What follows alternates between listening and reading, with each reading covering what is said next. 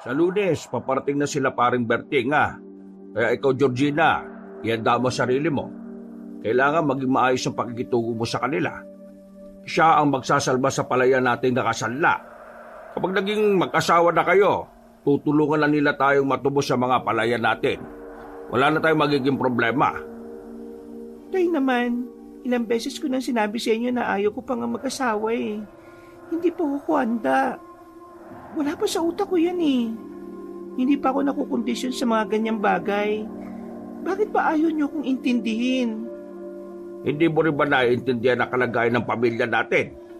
Kapag nawala ang mga palayan natin, mawawala rin ako sa posisyon bilang kapitan ng badyong ito.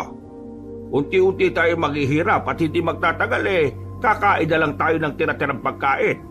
Yan ba gusto mo mangyari? Siyempre hindi. Pero wala na ba kayong naisip na ibang paraan? Bakit akong kailangan niyong isakripisyo? Wala bang halaga sa inyo ang salita ko?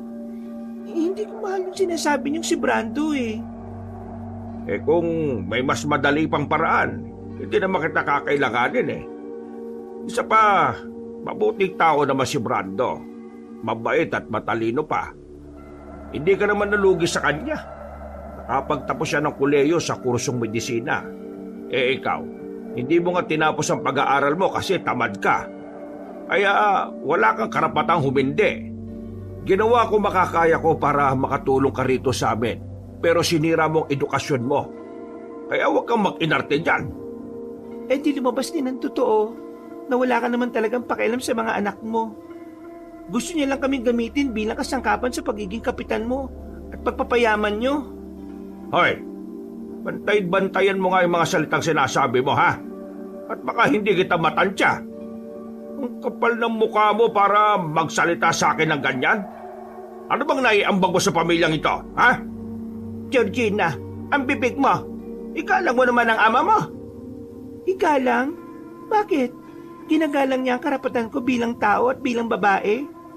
Nay, sino may matinong pag-iisip na bigla-bigla na lang niya akong ikakasal sa isang lalaki na hindi ko naman kilala? Anong gusto niyong gawin ko? Tanggapin ko na lang ang kapalaran na kahit kailan hindi ko naman ginusto? Nay, hindi ako laruan na kahit na anong oras pwede niyong ibigay sa iba. Ano bang gusto mong gawin mo sa buhay mo? Magtinda ng asin habang buhay? Alam mo, kahihiyan na nga yung dinadala ng pagtitinda nyo ng asin niya ni Zoren eh. Pero pinagbibigyan ko kayo kasi nakiusap kayo sa akin. Pero ano, habang buhay kayo maglalako ng asin? Ano balak mo sa buhay mo? Ganyan ka na lang? Kaya nga kita ipapakasal kay Brando para matuto ka sa buhay eh. Hindi yung nakaasa ka na lang palagi sa maliit na bagay na gaya ng sa asin-asin na yan. Bakit yun naman dinamay ang pagtitinda ko ng asin? Hindi lang naman yun ang ginagawa ko eh. Nakakalimutan nyo na po bang tumutulong din ako sa barangay? Sa tuwing may mga pamiting ka, ako ang nag-aasikaso ng lahat. Sa tuwing kampanya ninyo, ako lahat. Lahat na kailangan kausapin ako. Sa pag-aasikaso ng mga bigas, ako at si Kuya Zoren. Hindi kami walang silbi rito. Ang problema kasi sa inyo, yung mga pagkakamali nyo sa buhay, gusto nyong mga anak nyo magbayad. Hindi naman aming kasalanan kung naloko kayo ng kung sino mang negosyante at nag-invest kayo ng malaking pera. Hindi ko kasalanan kung nanganganib ang kabuhayan natin ng dahil sa mga desisyon nyong basta-basta nyo nalang ginagawa. Palibasa, masyado kayo nasisilaw sa pera, kaya pumayat kayo kagad. At ngayon, nagkaroon ng problema, ako na walang malay sa mga desisyon nyo ang magdurusa. Nakikita niyo ba kung gaano kayo naging makasarili sa parting to? Makasarili kayo... Ha? Ang kapal naman ng mukha mo!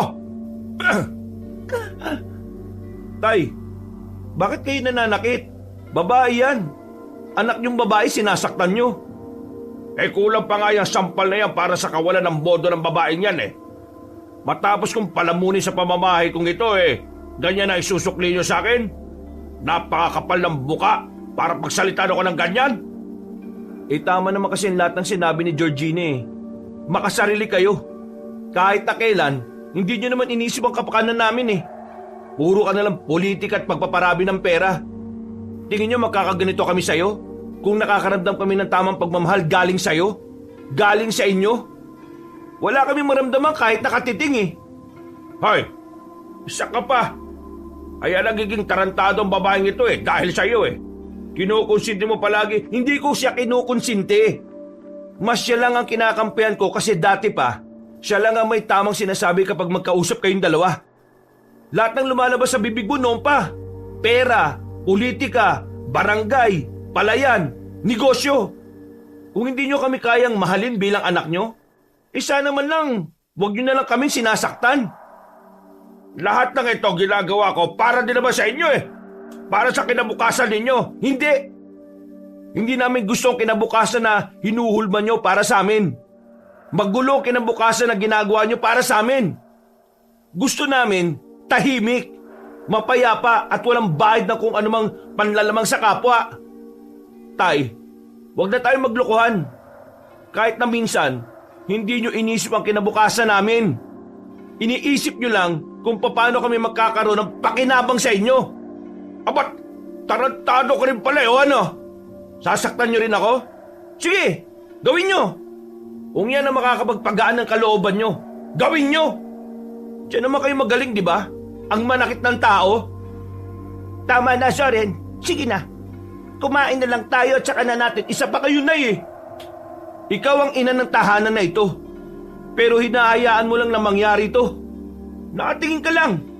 Nanunod ka lang kung paano kami imaltrato ng sarili mong asawa. Wala ka bang boses? Bilang ina? Bilang babae? Bilang isang tao na dapat alam na mali ang mga nakikita. Paano ka ba naging nanay kung ganito lang ang ginagawa nyo? Hinahayaan nyo lang na gumawa ng mali ang asawa nyo habang yung mga anak nyo naman unti-unti na niyang sinisira.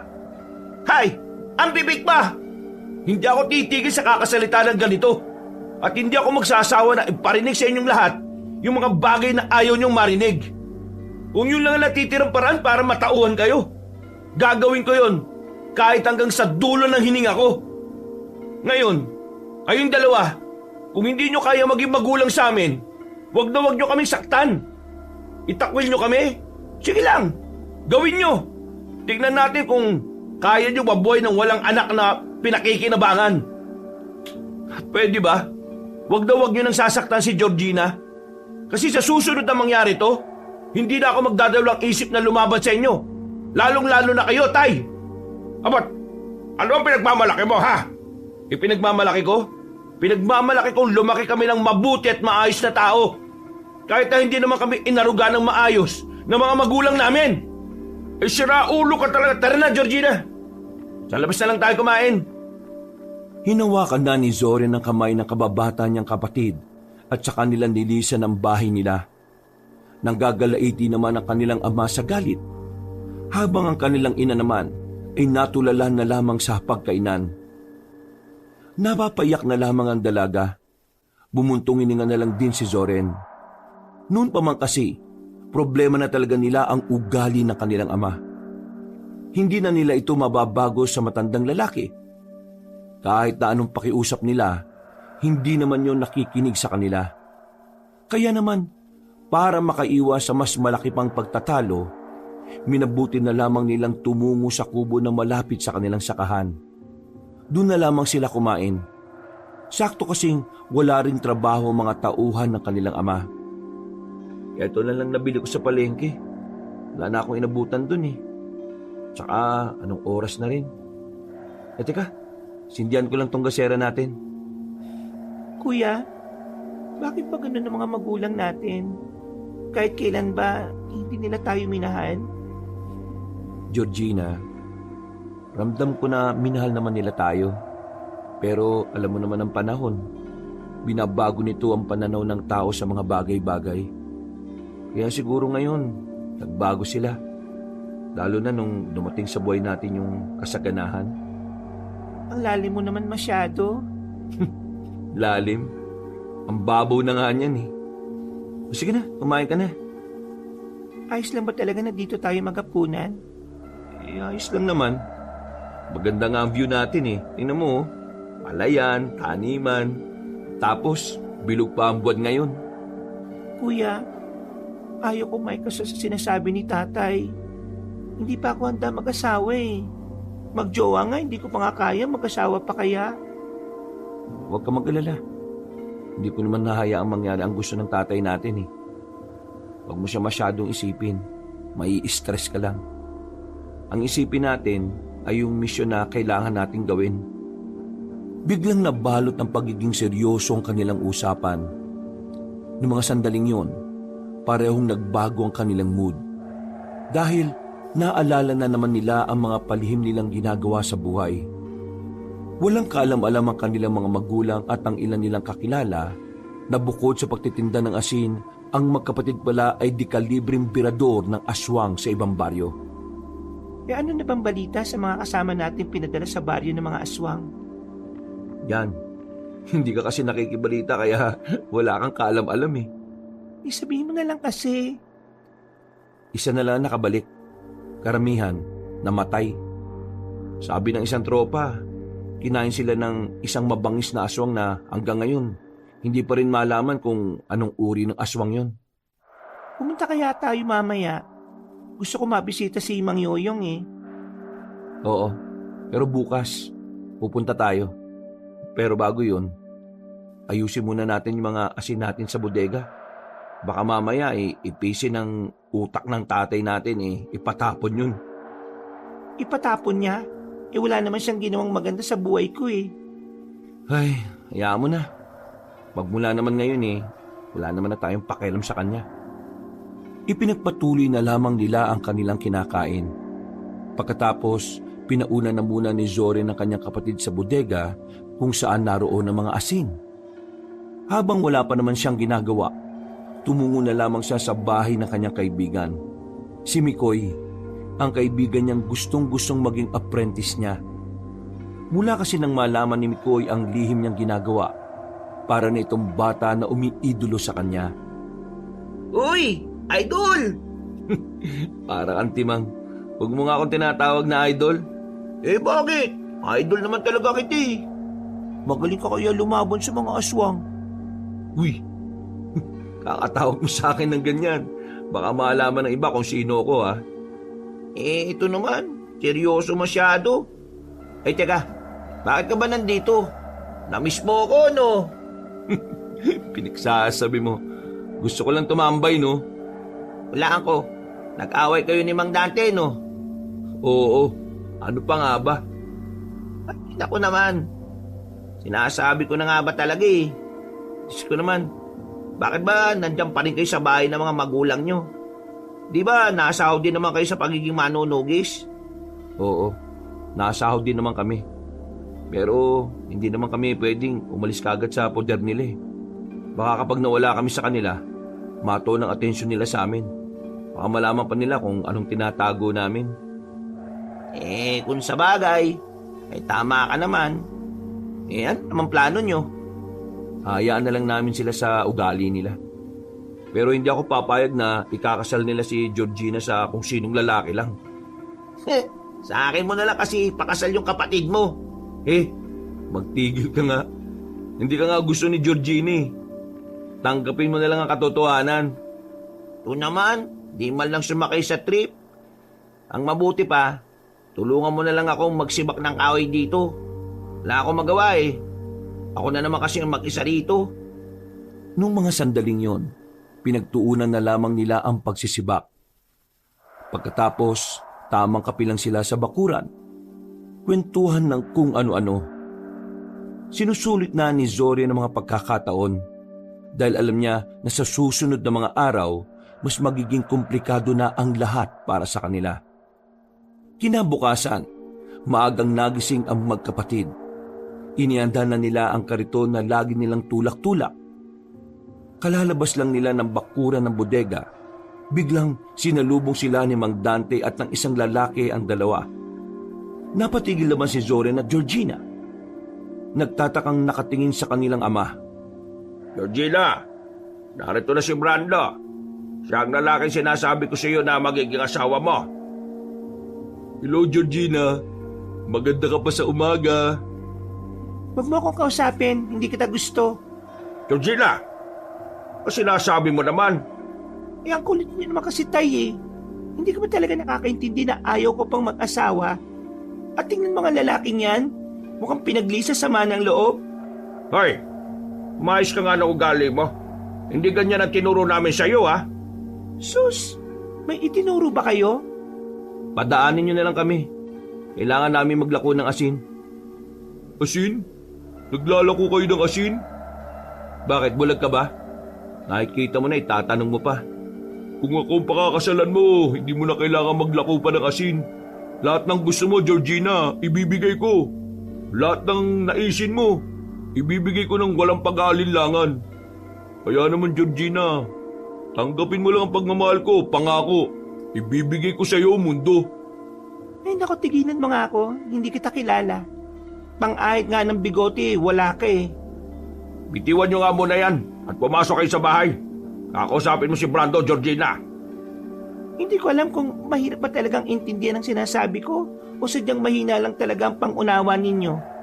Hindi ko gusto ang lalaking yan.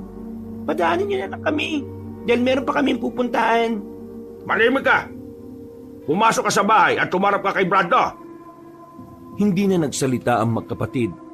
Kinuha ni Zorin ang nakaipit na kutsilyo sa kariton at saka malakas nitong itinusok sa kahoy. Nanlalaki ang mata ng kanilang ama. Ganon din ang lalaking si Brando. Tumingin na masama si Zorin sa dalawa at saka nagsalita. Ako, hindi ako nananakit ng tao eh. Pero pwede ko naman subukan ngayon kung hindi nyo kami padadaanin. Biglang gumilid ang dalawa. Natakot ang mga ito sa ikinilos ni Zoren. Inirapan naman ni Georgina ang lalaking si Brando. Bago sila tuluyang umalis, lumingon pa si Zoren. Salamat at hindi niyo ako hinayaang makapanakit. Natatawa na lamang si Zoren at Georgina na makalis na rin sila. Hindi nila inakala na masisindak nila ang dalawa. Mga ilang sandali lang, naglibot-libot na rin sila para ilako ang tinda nilang asin. Kung saan-saan na sila nakarating. Pinuntahan nila ang mga kalapit na baryo. Wala gaanong bumibili pero wala naman silang pakialam. Dahil ang pagtitinda ng asin ay kanila lamang ginagamit para magmanman, magmasid at mag-imbestiga. Inabot na sila ng 5:00 ng hapon. Kakaunti lang ang nabawas sa mga asin. Pero napatigil sila sa isang baryo. Naramdaman kasi nilang tila may kakaibang presensya sa baryo na yon. Ramdam mo? Oo, suot ko yung anting-anting ko. Ano, birahin na natin? Teka lang, wag muna. Kailangan natin magmasid. Tingnan natin kung may ibang aswang na narito. Iisang presensya lang kasi nararamdaman ko eh. Ihanda mo na lang ang sarili mo. Itinulak nila ang kariton. Pumasok sila sa baryo. Ilang sandali lang, napatigil na sila. Tumingin sila sa isang bahay. Isang lalaki ang lumabas mula roon. Namumula ang mga mata. Nagpanggap sila na walang alam. Itinoon lang nila ang tingin nila sa asin. Nang makita nilang umalis ang lalaki, pasimple nila itong sinundan. Malakas kasi ang kanilang kutob na pupunta yon sa mga aswang nitong kasama. Sana makapupunta tong lintik na to. Bigla silang napayuko nang mapalingon ng lalaki sa kanila. Tila ba naramdaman din sila ng nilalang na yon. Pero ginawa nila ang lahat para hindi sila makalika ng kahit na anong ingay. Hindi natin siya pwedeng paslangin. Baka meron tayong malaman. Diyos ko, kanina pa tayo nakasunod. Gigil na akong pumaslang ng aswang eh. Kumalma ka lang. Sa kanilang pagpapatuloy, nakita nila ang lalaking pumasok sa loob ng isang kuweba. Napatigil na sila sa labas. Hindi nila pwedeng usugal ang sandaling yon, lalo na't madilim ang loob ng kuweba. Hindi na tayo pwedeng pumasok sa loob. Delikado. Kakaiba na nararamdaman ko eh. Ang mahalaga naman ngayon, nalaman natin na meron pa palang kuta rito. Pwede na natin itong balikan. Pambira naman kuya oh. Ang layo ng nilakad natin kakasunod tapos uuwi lang tayo. E di pumasok ka sa loob, kulit mo eh. Wala nang nagawa pa si Georgina. Umalis na sila roon at binalikan na lamang nila ang kanilang kariton. Nung mga sandaling yon, hindi na rin sila nagsayang pa ng oras. mabilis nilang ibinalik ang kanilang kariton. Gamit ang motorsiklo na kakarag-karag, bumiyay sila patungo sa kanilang kampo. Nang makarating sila roon, ay agad nilang kinausap ang matandang si Yoyong. Ang matandang tumatayong pinuno sa kanila. Ano natin? Mang Yoyong, may natuklasan kami ni Georgina. Isang bagong kuta ng mga aswang. Malapit lang din sa baryo namin. Isang kuweba. Hindi namin pinasok. Ang sabi kasi ni Kuya, delikado raw eh. Isang kuweba? Oo, Mang Yoyong. Malakas ang kutob ko na nagtayo sila ng sikretong kutaron. Kutob ko rin, balak nilang sakupin ang mga baryo.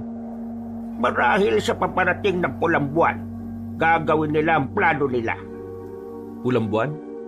Hindi mo yata nabanggit sa amin yan.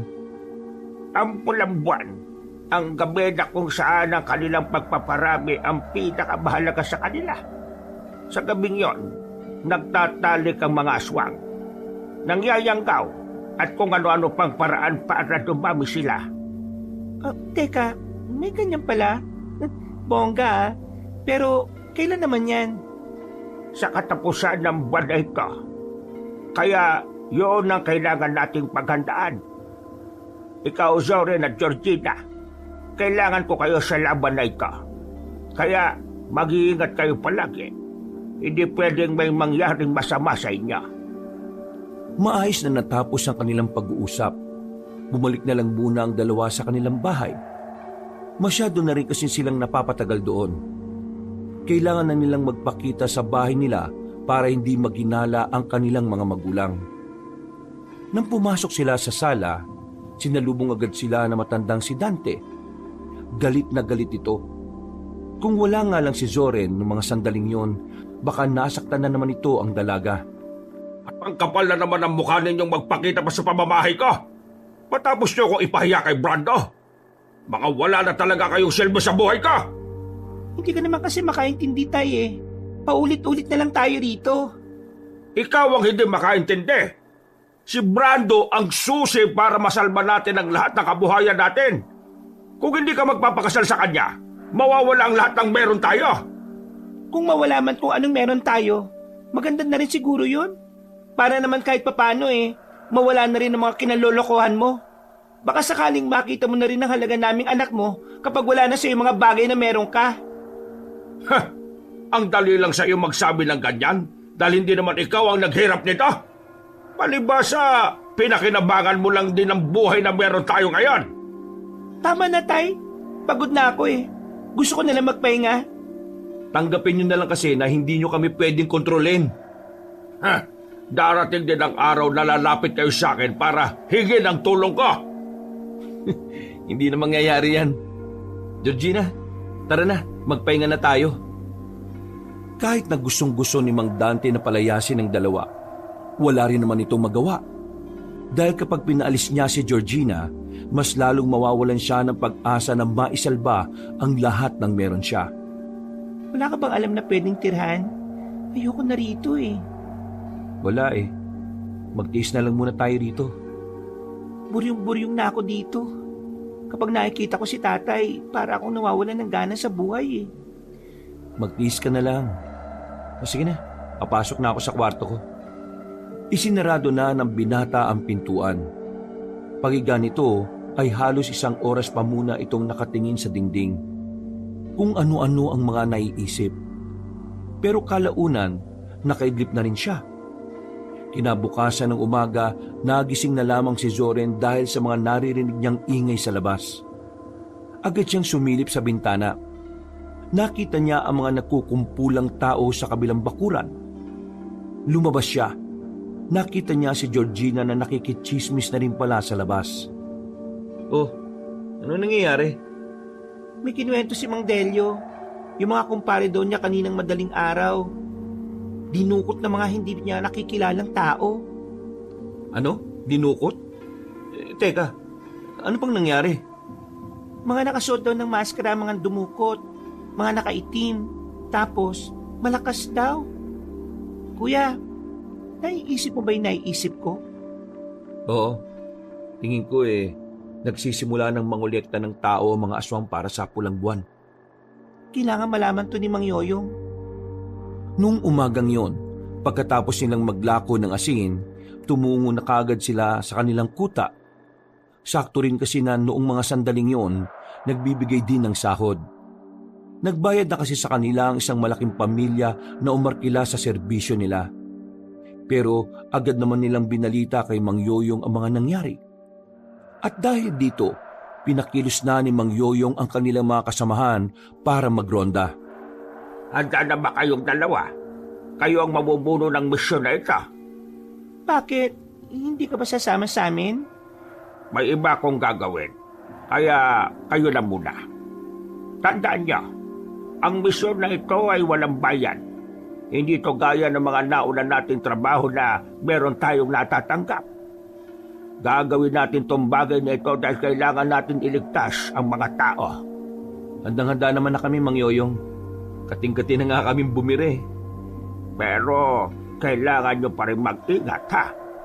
Palagi nyong tatandaan na wag ninyong mamaliitin ang mga kalaban natin. Tinapikbahan ni Mang Yoyong ang binatang si Zoren bago ito pumasok sa kanilang headquarters. Noong mga sandaling yon, nakakaramdam na ng pagkasabik ang magkapatid na Zoren. Matagal-tagal na rin kasi mula nang may huli silang itinumbang aswang. Pre, sinundan ko kayo kanina. Kaso, nawala kayo sa paningin ko bigla eh. Saan ba kayo nagpunta? Nasabi ko na nga ba eh, ikaw yung sumusunod sa amin kanina eh. Pumunta ba kayo sa kampo ninyo? Gusto kong sumama, pre. Hindi pwede. Sige nga, Zorin. Minsan lang naman ako sasama eh. Ano ba tingin mo sa ginagawa namin? Laro? Ay nako, magtigil ka nga. Baka mamaya eh, mamatay ka pa, kami pa masisi. Eh kung ayaw mo, sabihin mo na lang sa akin kung anong nangyayari. Huminga ng malalim si Zoren. Batid niyang hindi titigil si Mikoy kung wala itong mapapala sa kanya. Yung mga nawawalang tao rito sa atin, yung sinasabi ni Mang Delio, malakas ang kutob namin na aswang ang kumuha sa mga yon. Aswang? Ibig sabihin, may mga aswang na rin dito sa atin? Kahit saan naman meron eh. Pero ngayon, kumakalat na sila. Meron silang pinaghahandaan. Kaya ikaw, mag-iingat ka lalo na sa gabi. Nangunguha ng tangama ngayon. Eh di, hindi nila ako kukunin. Eh wala ka namang gagawin ngayon, di ba? Buti ba samahan mo kami sa amin? Tulungan mo kaming ayusin yung pinagkakabitan ng gulong ng kariton namin. O sige, para makita ko din si Georgina, my love. Ay naku, kulit mo. Wala kang pag-asa ron. Naglakad na lamang ang dalawa paalis sa bahay nila Mikoy. Gabing-gabi na nun. Nasa loob na ng bahay ang mga residente. Masaya lang sana ang kanilang kwentuhan habang tinatahak ang daan nang biglang may humarang sa kanilang tatlong lalaki. Nakasuot ng maskara mga yon. Ang unang pumasok sa isip ni Zoren, yun ang mga aswang na nandurukot ng mga tao. Kaya naman agad na hinawi ni Zoren si Mikoy at saka pinatabi. Batid niyang sa mga pagkakataong yon, mapapalaban siya. Oh, sino naman yung mga yan? Sila yung inihinala namin mga aswang na nandukot sa mga kasama ni Mang Delio. Diyan ka lang sa gilid ah. Naglabas ng patalimang lalaking si Zoren. Tila hindi naman nasindak sa kanya ang mga aswang. Nakatindig lang ang mga yon. Maya-maya pa, lumapit na rin yun sa kanya. Inundayan niya ng saksak ang mga aswang. Pero nakakailag lang din ang mga yon. Sinubukan din niyang dakmain ang mga nilalang. Pero dahil sanay na sanay si Zoren sa mga ganong klase ng sitwasyon, madali lang niya yung nalagpasan. Kaya naman, parang nilalaro lang ng binata ang pakikipaglaban. Ni hindi man lang bumabakas sa mukha nito na nahihirapan ito. Anong problema? Bakit kayo tumigil? Nagtataka ba kayo kung bakit hindi niyo ako matamaan? Para sabihin ko sa inyo, maling tao ang tinatangkaan niyong kunin. Nang subukan ni Zoren ulit umatake, dumistansya lang ang tatlong aswang. Hindi na lumaban ang mga yon at agad na ring umalis. Kaya noong gabing yon, walang nabiktima ang mga pangit na nilalang. Idol talaga kita eh. Para kang action star kanina, pre. Ayos! Solid! Action star na pinagsasabi mo. Ano kala mo sa akin, artista? Mga lihiti mong aswang yun. Makukuha ka ng mga yun kapag lumabas ka pa ng gabi. Mabuti na lang talaga magkasama tayo ngayon. Pero sayang no, kung napas lang mo sana yung isa sa kanila, ipapakita natin sa mga tao para alam nila na totoo talaga ang mga aswang. Sinadya nilang hindi na lumaban. Tingin ko, napagtanto nila kung sino ako. Siguradong mas makakaroon ng gulo. Ha? Bakit naman? Hindi ko sila napaslang eh. Makakapagsumbong pa ang mga lintik na yon. Ayos lang yan. Malakas naman ang paniwala ko na kahit magsumbong sila, kakayanin nyo pa rin sila eh. Tara na, pumunta na tayo sa bodega nyo para makita ko na si Georgina. Hindi na, bukas na lang. Ihatid na lang muna kita sa inyo. Delikado eh. Napakamot na lamang sa ulo ang lalaking si Mikoy. Kinabukasan, banas na naman si Georgina nang marinig na nasa kanilang sala ang lalaking si Brando. Kaaga-aga pero ito kagad ang bumungad sa dalaga. Kahit si Zorin ay naaalibadbaran na rin sa binatang yon. Oh, good morning sa inyong dalawa. Pero mas maganda ka kaysa sa umaga, Georgina. Ay nako, walang good sa morning kung ikaw yung makikita. Ano ba kailangan mo? Wala rito si tatay, no? Alam ko naman na wala rito si Mang Dante. Pero ang sabi niya naman, kahit na anong oras ko gusto pumunta, malaya ako makakapunta para makita yung maganda mong mukha. Bini-bini. Ay nako, kilabutan ka nga sa mga sinasabi mo. Hindi bagay sa'yo, no? Nakakadiring pakinggan. Bakit ba sungit-sungit mo sa akin? Wala naman akong ginagawa masama sa'yo ah. Sinusunod ko lang yung gusto ng tatay mo. Isa pa, dapat maging mabait ka nga sa akin eh. Kasi nasa akin nakasalalay ang lahat ng kabuhayan ninyo. Oy, baka iniisip mo na madali mo lang makukumbinsi si Georgina na magpakasal sa'yo. Para lang linawin ko sa'yo kahit 1%, walang pag-asa na maikasal kayo. Hindi ka magugustuhan ng kapatid ko, no? Eh paano mga sakahan ninyo na nakasanla? Sinong tutubos nun eh? Kakaunti na lang naman ang yaman ng inyong ama. Hindi nyo ba alam na kaya niya isinanla ang mga ari-arian nyo? Dahil nalulung siya sa sugal nitong nakaraan? At ngayong wala siya rito, siguradong nagsusugal na naman siya. Ay nako, wala na kami pakialam sa pangkabuhayan na sinasabi mo. Kaya naming mabuhay kahit na kaunti lang ang pera sa bulsa namin, no? At saka pwede ba? Umalis ka na lang? Nakakairita ka eh. Maglalakad na sana magkapatid nang biglang may pahabol pa si Brando. Isang katagalan pero labis nitong napukaw ang kanilang atensyon. Alam ko kung anong tinatago nyo. Anong pinagsasabi mo? Naglakad si Brando papalapit sa kanila. Umikot pa ito sa kanila at saka muling naupo sa malambot na sofa. Tatawa-tawa. Baka sa muka ang pangaasar nito. Sabihin na lang natin na alam kong pumapatay kayo ng aswang. Sa narinig nilang yon, kapwa sila nagkatinginan. Tila ba may kung anong kaba ang kanilang nararamdaman. Tumingin na muna sa paligid si Zoren at saka agad na lumapit kay Brando. Hinawakan niya ang kwelyo nito at sapilitang itinayo. Paano mo nalaman ang tungkol doon? Paano? Paano? Ano ka ba pre? Mapera akong tao no? Kaya-kaya kong magbayad para lang malaman kung ano ay tinatago niyong dalawa. Bakit ba kasi ayaw niyo pang sabihin sa mga magulang niyo kung anong ginagawa niyo? Bakit? Natatakot ba kayo na kapag nalaman nila madadamay sila? Bah, napakamapagmahal niyo naman palang mga anak. Kung ano man ang nalalaman mo, manahimik ka lang kung ayaw mong mapahamak. Mapahamak? Tama. Pwede ako mapahamak kasi may alam na rin ako. Pero tingin ko, wala naman kayo magagawa sa akin eh. Kasi una pa lang, hindi nyo naman talaga ako kilala. Kaya naman Georgina, kung ayaw mong malaman ito ng mga magulang mo, pumayag kang magpakasal sa akin. Matagal na kasi kitang pantasya eh. Ikaw lang ang babaeng mamahalin ko. Sa pilitang inalis ni Brando ang pagkakahawak sa kanya ni Zoren. Pangiti-ngiti pa itong maglakad palabas ng kanilang bahay. Mula nang sabihin niyo ni Brando, tila napaisip na rin ang magkapatid kung sino nga ba talaga si Brando. Pero habang nagiging palaisipan para sa kanila ang katauhan ng lalaking yon, naging palaisipan din para sa kanilang ina kung bakit hindi pa umuwi ang kanilang ama. Halos 10 oras na rin kasi ang nakakalipas pero hindi pa rin nila nasisilayan si Mang Dante sa kanilang bahay.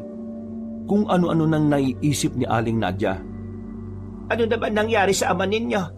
Bakit parang hindi man lang kayo nag-aalala? Nasa sala ulit sila noong mga sandaling yon. Palakad-lakad ang kanilang ina sa kanilang harapan. Nahihilo na sila rito kaya hindi na napigilan ni Georgina ang sarili niya. Pwede ba, Nay? Maupo ka nga. Nakakahilo ka ni. Bakit ba kayo nag-aalala sa kanya? Palagi namang alanganing umuwi ng bahay yon. Wala siya sa barangay. Pinuntahan ko siya nun kanina. Wala. Kailan ba napirmi sa barangay yun? Parang hindi nga siya kapitan eh. Tulungan niyo naman ako mahanap ang tatay niya. Baka mamaya nakuha na rin siya ng mga nangunguha ng tao. Nay, huwag ka nga praning. Paano kukunin si tatay Wala namang mapapala sa taong yon. Bakit ba kayo ganyan sa ama ninyo? Wow! Kami pa talagang tinanong niyo ng ganyan. Tanungin niyo siya kung bakit siya malupit sa amin ni Kuya. Kung ayaw niyo akong tulungan, wala akong magagawa. Ako na lang mag-isang maghahanap sa kanila. Padubog na umalis sa matandang si Nadia. Naiwan naman na napapailing na lang ang magkapatid. Sa mga pagkakataong ito, hindi na nila pinakialaman pa ang kanilang ina. Nanatili na lamang sila sa bodega para ayusin ang kanilang kariton. Wala na rin talagang pag-asang nanay natin. Si tatay lang talaga ang malaga para sa kanya. Hayaan mo na. Ang mahalaga naman magkasama tayo. Hindi tayo nag-iiwanan. Parang tayong dalawa na nga lang ang magpamilya. Sandali silang napatigil nang marinig nilang tila may kalusko sa mga halamanan na katapat lang din naman nila. Noong mga sandaling yon, ay agad namang kinuha ni Zori ng martilyo. Lalapitan na sana niya ang halamanan pero nagulat siya nang makitang si Mikoy ang lumabas doon. Ay nako, bisit ka talaga kahit kailan. Ano ginagawa mo dyan? Dito ako dumaan Baka kasi makita na naman ako ng tatay niyo, magalit na naman yun sa akin. Hindi ka makikita kasi hanggang ngayon, hindi pa rin naman siya nakakauwi. Ay, ganun ba? Ay bakit ka ba narito? Di ba ang sabi mo, aayusin natin yung kariton ninyo? Wala na. Naumpisa na naming dalawa. Sus, wari ka pa. Gusto mo lang naman makita si Georgina Hindi Ikaw nagsabi na mag-ayos tayo ngayon, kaya ako nagpunti. Umupo si Mikoy sa gilid. Pasimple itong tumingin sa dalaga. Iniirapan naman siya ni Georgina. Maya-maya pa, natapos na rin ang kanilang ginagawa. Magpapahinga na lang sana sila noon habang kumakain nang biglang narinig nila na sumisigaw si Aling Nadia sa loob ng bahay. Dali-dali silang nagtungo roon. Pagtingin nila, nakita nilang dumudugo na ang kaluwang braso ng kanilang ina. Sa sobrang dami ng dugo, nawala na ng malay ang matandang babae. Wala naman silang sinayang na pagkakataon. Agad nila itong itinakbo sa ospital kahit na malayo. Nang maayos din naman ang kalagayan ng kanilang ina, paggising nito, sinubukan nilang alamin kung ano ang nangyari. Ano ba talaga nangyari dyan sa braso niyo, Nay? Ang sabi ng doktor sa amin uri daw ng kagat niyan. Anong hayop ang kumagat sa inyo? Wala naman kaming nakitang hayop na nakapasok sa bahay Hindi makapagsalita ang kanilang ina. Hanggang sa mga puntong ito, mababakas pa rin ang takot sa mukha ni Aling Nadia. Makakatulong din sa mga doktor kung sasabihin nyo kung anong klase ng hayop ang kumagat sa inyo. Base sa itsura nyo, meron kayong nalaman Nay. Sa puntong ito, tila nagsimula na ring mataranta ang matandang babae. Tinangka nitong bumangon at lumabas ng silid. Pero wala itong nagawa dahil hinarang ng magkapatid. Dito na nagsimulang maiyak ang matandang babae na si Nadia. Hagulgul ang iyak. Ni hindi nila makausap na maayos kaya hinayaan na lang muna nila itong umiyak. Nang kumalman na ito ay siya na rin mismo ang nagsalita. Hindi ko alam kung ano nangyari sa tatay ninyo. Nakita ko sa kanina sa kalsada, tulala, balisa, at hindi ko makausap ng maayos. Wala naman siyang galos na kahit na ano. Mukhang hindi naman siya binugbog o ano paman. Sumama pa nga siya sa akin sa bahay.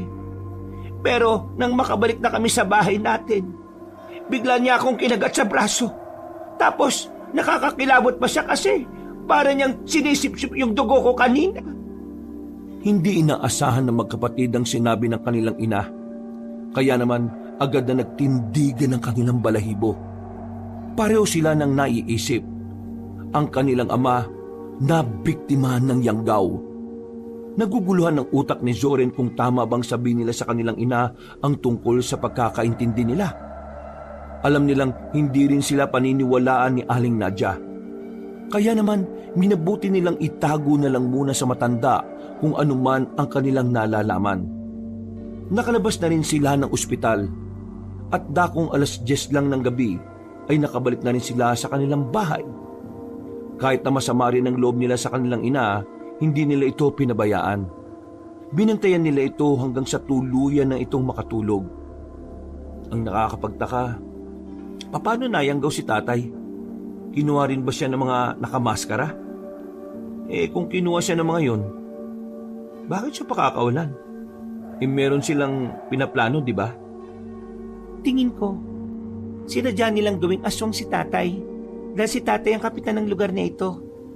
Gusto nilang sirain ang baryo, kaya ginawa nilang aswang ang tatay natin para manggulo.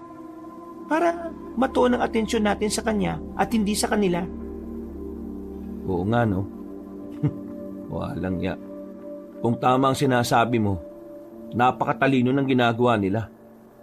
Hindi kaya yung mga aswang, kilala nila tayo bilang manunugis?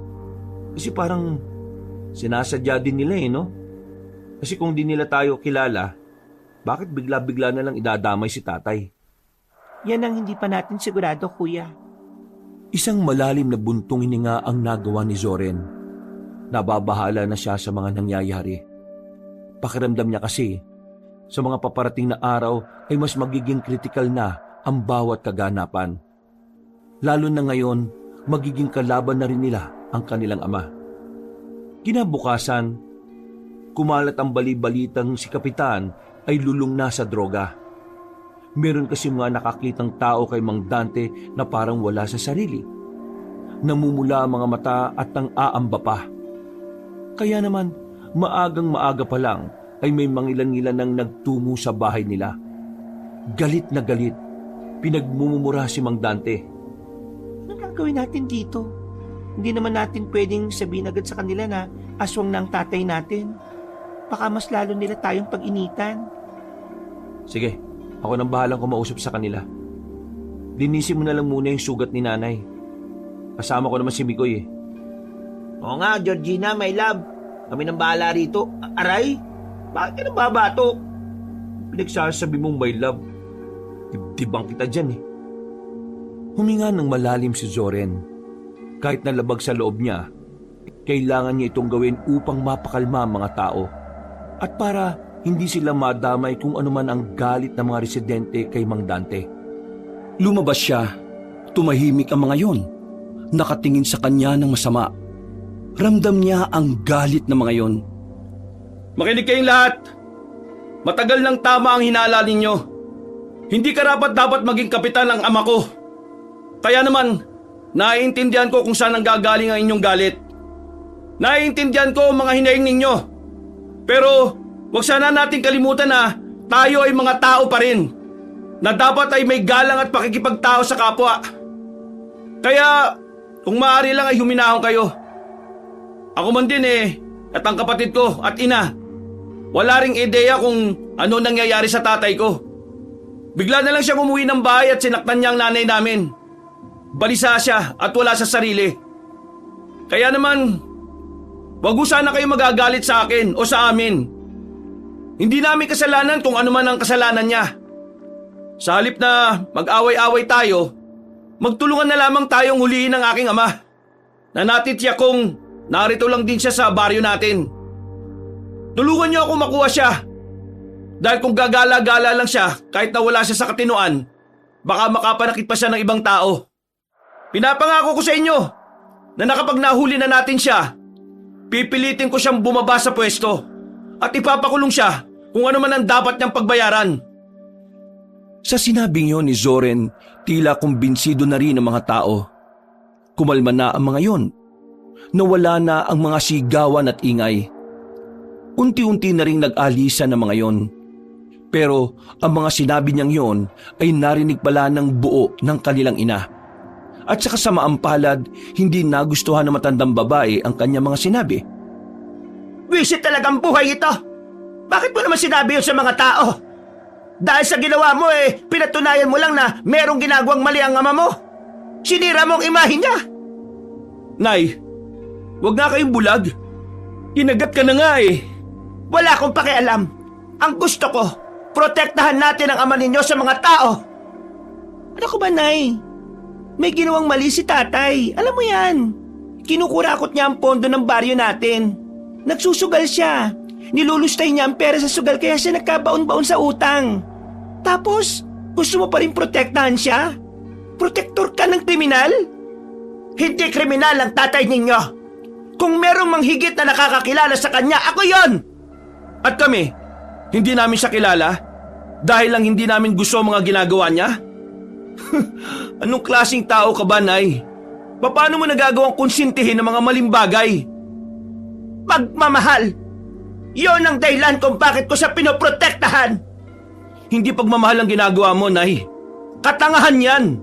Kasi ang pagmamahal, nag-iisip, nasa tama. Ganon ang pagmamahal. Magmula ngayon, kalimutan nyo nang may nanay kayo kung ganyan lang din naman kayo sa ama ninyo. At talagang pinili mo siya kumpara sa mga anak mong pwede kang samahan hanggang sa dulo. Hindi na nagsalita pa ang matandang babae. Agad na rin itong umakyat at saka nagmukmok sa silid. Habang ang dalawa naman, napaupo na lamang sa sala at napahawak sa sentido. Sumasakit ang mga ulo nila sa mga pangyayari. Pero pagkatapos noon, nagdesisyon na lamang silang tumungo sa kanilang kampo. Diyos ko naman, Mikoy. Lumabas ka na nga dyan. Akala mo ba hindi namin alam na sumusunod ka? Lumabas ka na! Napatigil ang dalawa sa paglalakad nang maramdaman nilang may sumusunod sa kanila. Ilang sandali lang mula sa likuran ng punong mangga ay lumabas ang binatang si Mikoy. Patawa-tawa pa ito habang kumakamot sa ulo. Kanina pa nga ako nakasunod sa inyo eh. Kainis, nabuko pa ako. Muwi ka na. Ako? Uuwi? Ang layo na kaya ng nalakad ko. Delikado ang pupuntahan namin. Ayos lang. Handa ko naman kayong samahan sa laban eh. Ang kulit mo. Mapapahamak ka nga lang. Wala kang gagawin doon. Sige na kuya, isama na natin yan. Kailangan natin ng ipapain. Ano? Ipapain niyo ako? Sa mga misyon namin, minsan naghahanap kami ng tao na isasakripisyo namin. Gusto mo ba yon? Sige. Isakripisyo niyo ako. Para naman magkaroon ako ng silbi sa mundo. Ano na naman yung mga pinagsasabi mo? Totoo naman eh. Gusto ko magkasilbi sa mundo. At mangyayari lang yon kung papayag ako sa sinasabi ni Georgina. Pre, isama niyo na ako. Para naman may saysay ang buhay ko. Oo na, sige na. Sasama na kita. Pero tigilan mo yung kakadown mo sa sarili mo ha. Naiirita ako eh. Hindi totoong walang saysay ang buhay mo. Kahit nga tatay namin na walang ginagawang maganda may saysay ang buhay eh. Ha? Paano mangyayari may saysay ang buhay niya eh? Wala namang ginagawang maganda yun sa inyo. May saysay ang buhay niya sa ibang paraan. Halimbawa, kung wala siya, wala rin kami mga anak niya. Yun lang ang saysay niya. Pambira. Kala ko seryoso na eh. O ano? Magkukwentuhan lang ba kayo dyan? Maabutan pa tayo ng ulan sa ginagawa niyo eh. Ang sungit naman ng future wife ko. Hoy, sa payan ha. Tumigil ka sa kakaganyan mo. Kapag yun napuno sa'yo, nako, mayayari ka talaga. Nakibit balikat na lamang si Mikoy. Pinagpatuloy na rin nila ang kanilang paglalakad. Maya-maya pa, narating na rin nila ang kampo ng mga manunugis. Malapad ang ngiti ni Mikoy. Namamangha kasi itong nakikita ang mga taong naroon na may hawak na sandata. Grabe! Sa pelikula ko lang napapanood tong ganitong senaryo. Ang OA mo naman. Wala namang espesyal dito eh. Lahat naman kami rito, pangkaraniwang tao. Ang tingin mo sa amin, artista? Napansin sila na matandang si Yoyoy. Agad naman itong lumapit sa kanila. Napunan nito na may kasama silang bagong muka. Kaya naman agad itong kinausap ng matandang lalaki. Sino ka? At bakit ka narito, ha? Ako po si Mikoy. Kaibigan po ako ni Zoren at future ang ibig kong sabihin, kaibigan nila ako. Sumama po ako dito kasi gustong-gusto ko po talaga maging kagaya ninyo. Idol ko nga po itong si Zoren eh. May ideya ka ba kung anong ginagawa namin at kung sino ang mga kinakalaban namin? Oo, meron o. Mga aswang ang kinakalaban ninyo. Meron nga po kaming nakasalubong na aswang nitong nakaraan eh. Pero ang galing nitong si Zoren. Kahit na kutsilyo lang ang hawak niya. Sumenya si Mang Yoyong sa dalawang lalaki na nasa gilid. Walang ano-ano, lumapit ito kay Mikoy. Uy, teka, anong gagawin niyo sa akin? Gusto mong maging kagaya namin, hindi ba? Mag-ensayo ka. Hindi ka uuwi sa inyo hanggat hindi mo nakukuha ng maayos ang mga ipapagawa ko sa iyo. Kinaladkad na ang lalaking si Mikoy. Tuwang-tuwa naman ito dahil doon. Naglakad na sila papasok sa kanilang headquarters. Dito na nga sinimula ng magkapatid na sabihin sa kanilang pinuno ang nangyari sa kanilang ama. Kahit si Mang Yoyoy din ay hindi rin makapaniwala sa kanyang nalaman. Pero kahit na tatay ni Zoren at Georgina yon, madiing sinabi sa kanila ng matandang pinuno na hindi ito palalagpasin. Sumang-ayon naman ng magkapatid. Kaya naman kinagabihan ay bumalik na rin sila kaagad sa kanilang baryo. Dala-dala na rin nila ang kanilang sandata. Si Mikoy naman, kahit na pagod sa ginagawa niyang pag-iensayo, pinili pa rin itong samahan ng magkapatid. Zoren, Georgina, hindi naman sa nangihimasok ako ha. Pero sigurado na ba kayo mismo ang papaslang sa sarili niyong ama? Tumigil sa paglalakad si Zoren. Sandali itong nagbuntong hininga. Sa ideya pa lang na naging aswang siya, ibig sabihin lang nun, hindi na iisang dugo na nanalalaytay sa mga ugat namin. Ibig sabihin lang din nun, hindi na namin siya ama. Kaya wala namang problema sa akin. Sa dugo, oo, wala na. Pero ang sinasabi ko, yung katotohanan na bago siya naging aswang, naging ama niyo muna siya. Naroon na ang katotohanan na ama namin siya. Dahil asawa siya ng nanay namin eh. Pero alam mo, kahit na kailan, hindi naman siya naging ama sa amin eh. Kaya hindi magiging mahirap para sa akin ang misyon na ito. Kailangan na niya mawala bago pa siya makaperwisyo ng iba. Noong mga sandaling yun, tahimik lang ang dalagang si Georgina. Hanggang sa makabalik na sila ng kanilang baryo ay hindi pa rin yun nagsasalita. Naisipan ni Zoren na puntahan ang bahay nila sa pagbabakasakaling makakausap nila ang ina nila. Pero wala ang matandang babae. Nagpapahinga sila sa sala nung sandaling yon nang biglang nagkasigawan ng mga tao. Napatayo sila dahil sa kanilang narinig. Ang kape na sana ay lalagukin, hindi na hinawakan ni Zoren. Lumabas sila ng kanilang bahay at agad na hinanap kung saan nila narinig ang hiyawan ng mga tao. Pagsilip nila sa kabilang bakuran, kita nilang nakadusay na ang isang dalaga. Duguan ang buong katawan nito. Wala ng buhay. At ang sabi ng mga taong nakakita, si Mang Dante raw ang lumapa sa kawawang dalaga. Alam na ng mga tao na ang kanilang tinuturing na kapitan ay isa palang aswang. Hinugot na ni Zoren at Georgina ang kanilang mga sandata. Ginamit na rin ni Zoren ang dala niyang anting-anting para malaman kung saan dumaan si Mang Dante. Sinundan nila ang malansang amoy pati na rin ang mga bakas ng dugo. Ilang sandali lang, nakarating na rin sila sa pastulan ng mga kambing. Inabutan pa nilang wala na rin buhay ang ilang kambing na naroon. Dinatnan din nila ang matandang lalaki na nakatingin sa maliwanag na buwan. Pre, yun na yata yung tatay niyo oh. Humigpit ang pagkakahawak ni Zoren sa sandata. Napatigil sila sa paglalakad nang bigla nilang marinig na nagsalita ito. Nagtaka si Zoren.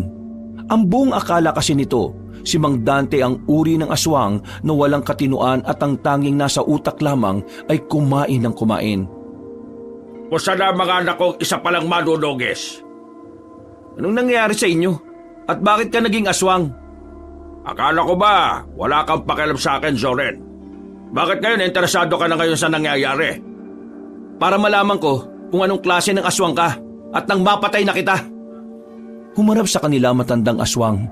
Meron pa itong hawak-hawak na karne ng kambing na agad din namang binalibag sa gilid. Pauwi na ako ng bahay noon. Biglang may mga nakamaskarang lumapit sa akin. Kinuha nila ako. Ang akala ko ipapatayin nila ako. Pero meron silang itinurok sa akin. Akala ko droga. Pero mas maganda pa pala. Kasi na magkamalay ako, sobrang gaan ng katawan ko. Para akong nasa alapaap. Pero nakaramdam ako ng gutom. Sobrang gutom. Gusto kong kumain nun. Hanggang sa natikman ko ang dugo ng nanay ninyo. Ang sarap. Ang sarap pala ng dugo ng tao. Dito ko na mas nagustuhan kung ano ako ngayon. Masarap palang maging aswang. Mas ramdam ko na kaya kong gawin ang lahat. Kaya naman, kung narito kayo para paslangin ako, sinasabi ko sa inyo na magiging magandang patayan na magaganap. Dahil kapag ako ang nanalo, kakainin ko ang mga laman loob ninyo. Hindi ako nabubusog. Wala akong kabusugan. Huwag kayong mag-alala. Bibigyan naman kita ng magandang laban para bago ka mamatay maranasan mo naman kung gaano ko kagaling. Georgina, ako nang bahala rito sa tatay natin. Gumilid lang kayo At bakit ikaw lang mag-isa? Wala bang silbi ang dalawang yan at susuluhin mo lang ako? Hindi na nila kailangan makialam. Dahil sa akin pa lang wala ka na. Tapos ka na. Bakit? Kaya mo bang patayin ang sarili mong ama? Ha? Ama? Wala kaming ama, no? At kahit na kailan, hindi namin naranasang magkaroon ng ama. May maliliit na kutsilyo na hinugot si Zoren mula sa kanyang tagiliran. Agad niyang ipinukol yon kay Mang Dante. Munti ka ng tamaan ng matandang lalaki pero sadyang mabilis na kumilos ito. Hindi uubra sa akin ang mga pambata mong atake. Dinampot ni Mang Dante ang mga sanga ng puno sa gilid at agad din naman tong pinukol kay Zoren. Nagawang ilaga ni Zoren yon. Ang kaso nga lang, bigla na lamang nakalapit sa kanya ang amang aswang. Kuya, mag-iingat ka! Nadaplisan ng kalmot ang binatang si Zoren. Pero mabuti na lang ay nakailag siya kaya hindi naman yon malalim. Tumawa ng malakas sa matandang lalaki. Para na itong nabubuang. Tawa ng isang demonyo ang kanilang naririnig. Yan ang bang pinagmamalaki mo sa akin? Tinatago-tago niyo pa sa akin na manunugis kayo Wala rin naman pala kayo silbi. Kahit sa bagay, wala kayong pakinabang. Pre! Bumaybabaw si Mang Dante kay Zoren pero buti na lang ay suot-suot ni Zoren ang kanyang anting-anting. Kaya naman agad ding napalayo ang matanda. Hingal na hingal si Zoren. Aminado siya na malakas ang kanilang ama. Kaya naman mas naging maingat na siya sa mga sumunod na sandali. Tao ka lang! Ako aswang na! Kaya kahit na anong gawin mo, Zoren, wala kang binatbat sa akin! Naintindihan mo ba ako? Wala ka rin talagang pinagbago kahit na naging aswang ka pa. Hambog ka pa rin kahit kailan. Tapusin na natin to! Para isusunod ko lang dalawang nasa gilid mo! Subukan mo lang nasaktan si Georgina. Ako talaga makakalaban mo. Malaymi ka! Mukha kang takot na takot! Poprotektahan mo pa ang babaeng yan! Protektahan mo muna ang sarili mo! Kasi duwag ka! Hindi ako tuwag! Ikaw ang tuwag! Wala kang bayak para solusyonan ang mga sarili mong problema! Gagamit ka pa ng anak! Ikaw ang tuwag! O ikaw! Anong sinabi mo? Ako ang kausapin mo! Huwag yan si Mikoy! Hinato ni Zoren ng kanyang katana ang kanyang ama. Tinamaan niya yun sa braso, kaya naman agad itong napadistansya sa kanya. Pero sa halip na mabahala, lalo pang naging aktibo ang matandang aswang. Zoren! Hindi mo ako mapapaslang ng mga ganitong atake mo! Hindi! Si Mang Dante naman ang sumunod na umatake. Sa mga sandaling ito, nagkasabayan ng dalawa. Hindi nagpatinag si Zoren kahit nakakaiba ang bilis at lakas ng kanyang ama. Ano? Kaya mo pa ba? Kaya mo ba bang mabuhay, Joren? Ha? Tanungin mo ang sarili mo! Nakailag si Zoren. Nakakuha siya ng tamang pagkakataon para hagupitin ng katana ang tagiliran ni Mang Dante. Nang tamaan yon, tila naramdaman na rin na matanda ang hapdi ng hiwa. Anong problema, Tay? Ramdam mo na ba? Ramdam mo na ba na ito ang huling sandali na magkakausap tayo? Ha? Nakatsamba ka lang! Tsamba ba? Eh di sige! Muling pumorma ang binata. Walang ano-ano, mabilis itong tumakbo patungo kay Mang Dante. Pero sa halip na siya ang pagtuunan nito ng pansin, tumalo ng mataas si Mang Dante at sila Georgina ang inatupag nito. Sinubukan nitong dakmain ang mga yon, pero mabilis na nakagalaw ang dalaga matapos itulak si Mikoy sa gilid. Hinugot na ni Georgina ang kanyang sandata. Agad niyang hinugupit ang kanilang ama at tinamaan naman yon sa braso. Munti ka nang maputol, kaya agad-agad na napadistansya na naman si Mang Dante. Malas mo! Kinalaban mo pa talaga ang mas magaling kaysa sa akin! Anong ibig mong sabihin, lentik ka? Si Georgina ang mas mahusay kung ikukumpara mo sa akin. Mas marami siyang nalalaman at mas marami na siyang pinaslang na aswang. Unti-unting umabante si Georgina. Maigpit pa rin ang hawak nito sa kanyang katana at saka tumingin ng diretso sa ama. Nung una, kaya ko bang tanggapin na kahit kailan, hindi mo kami kayang ituring na anak? Pero ngayon, hindi ko na masikmura. Hindi ko kayang palagpasin ang mga ginawa mo. May buhay ka lang kinuha. Nanggugulo ka na rin sa mga tao. Kaya wala akong magagawa, kundi ang tapusin ka na, ngayon din! Hindi na napigilan pa ni Georgina na hindi maiyak. Hindi niya maintindihan ang kanyang nararamdaman. Kahit kasi hindi naman naging mabuting ama sa kanila si Mang Dante, tila ba meron pa rin siyang nararamdaman na pagmamahal doon. May awa siya sa matanda. Pero sa kabilang banda, alam niya sa sarili niya na walang magagawa ang kanyang emosyon, na mas mahalaga ang buhay na nakararami kaysa sa buhay ng kanilang ama. Hindi mo ako magagawang patayin! Mahina ang loob mo! Mahina ka lang sa paligid ko! Nangisay-ngisay ang matandang lalaki. Nang mapagtanto nilang tila nagbabago nito ng anyo, hindi na nagsayang ng pagkakataon si Georgina. Mabilis itong lumapit sa kanilang ama. Bumelo ito at saka tinaga ng malakas si Mang Dante. Sa puntong ito, tinamaan na ng dalaga ang matanda sa ulo. Natigil ang pagpapalit anyo ni Mang Dante at saka gumewang-gewang. Kailangan mo na mawala para sa kaligtasan ng mga tao, para sa amin at para na rin kay nanay. Ang nanay ninyo! Hindi na naituloy na matandang aswang ang kanyang sasabihin nang bigla na itong bumagsak. Ilang segundo lang ay agad na rin itong binawian ng buhay. Saktong pagbuhos ng malakas na ulan ay naiyak na lamang din si Georgina.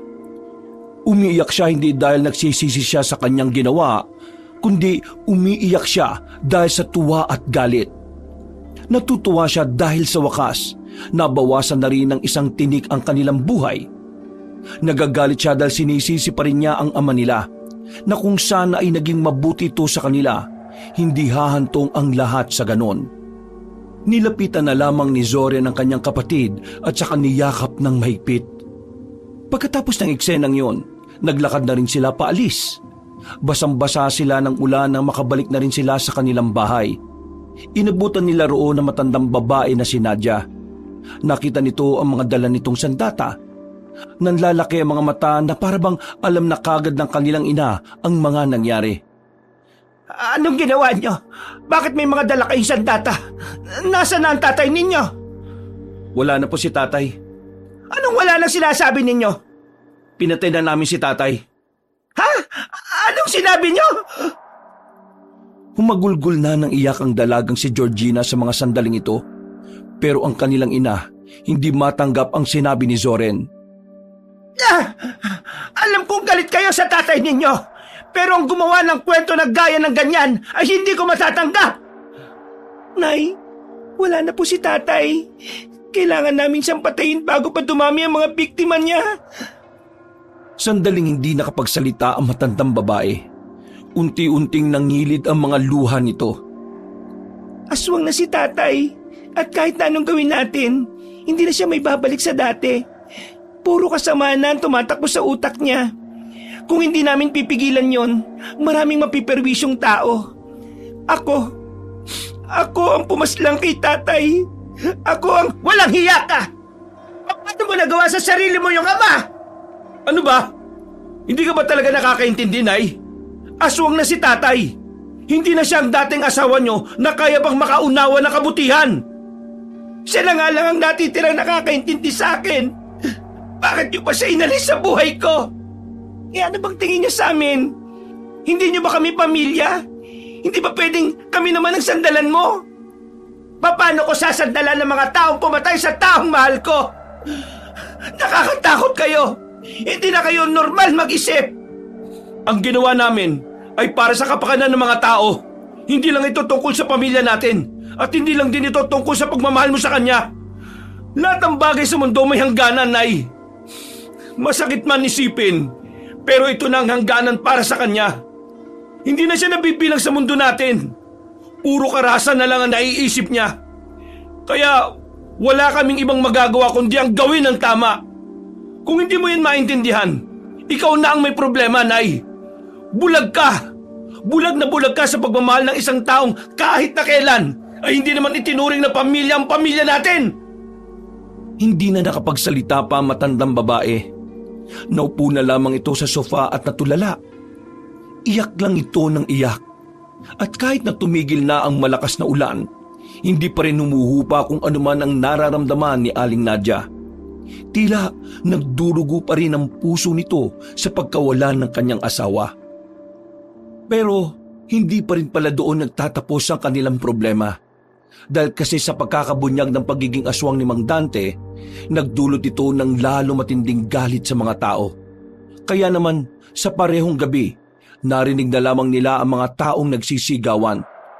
Patungo na yun sa kanilang bahay para tugisin sila sa pag-aakalang sila ay mga aswang din. Pre, kailangan na nating umalis dito. Paparating na yung mga tao. Narinig ko kanina, papatayin nila kayong lahat eh. Ito na nga ba sinasabi ko eh. Georgina, asikasuin mo si nanay. Mikoy, tulungan mo sila. Aalis tayo. Nangahawakan na sana ni Georgina ang matandang babae ay bigla itong nagpumiglas. Hindi!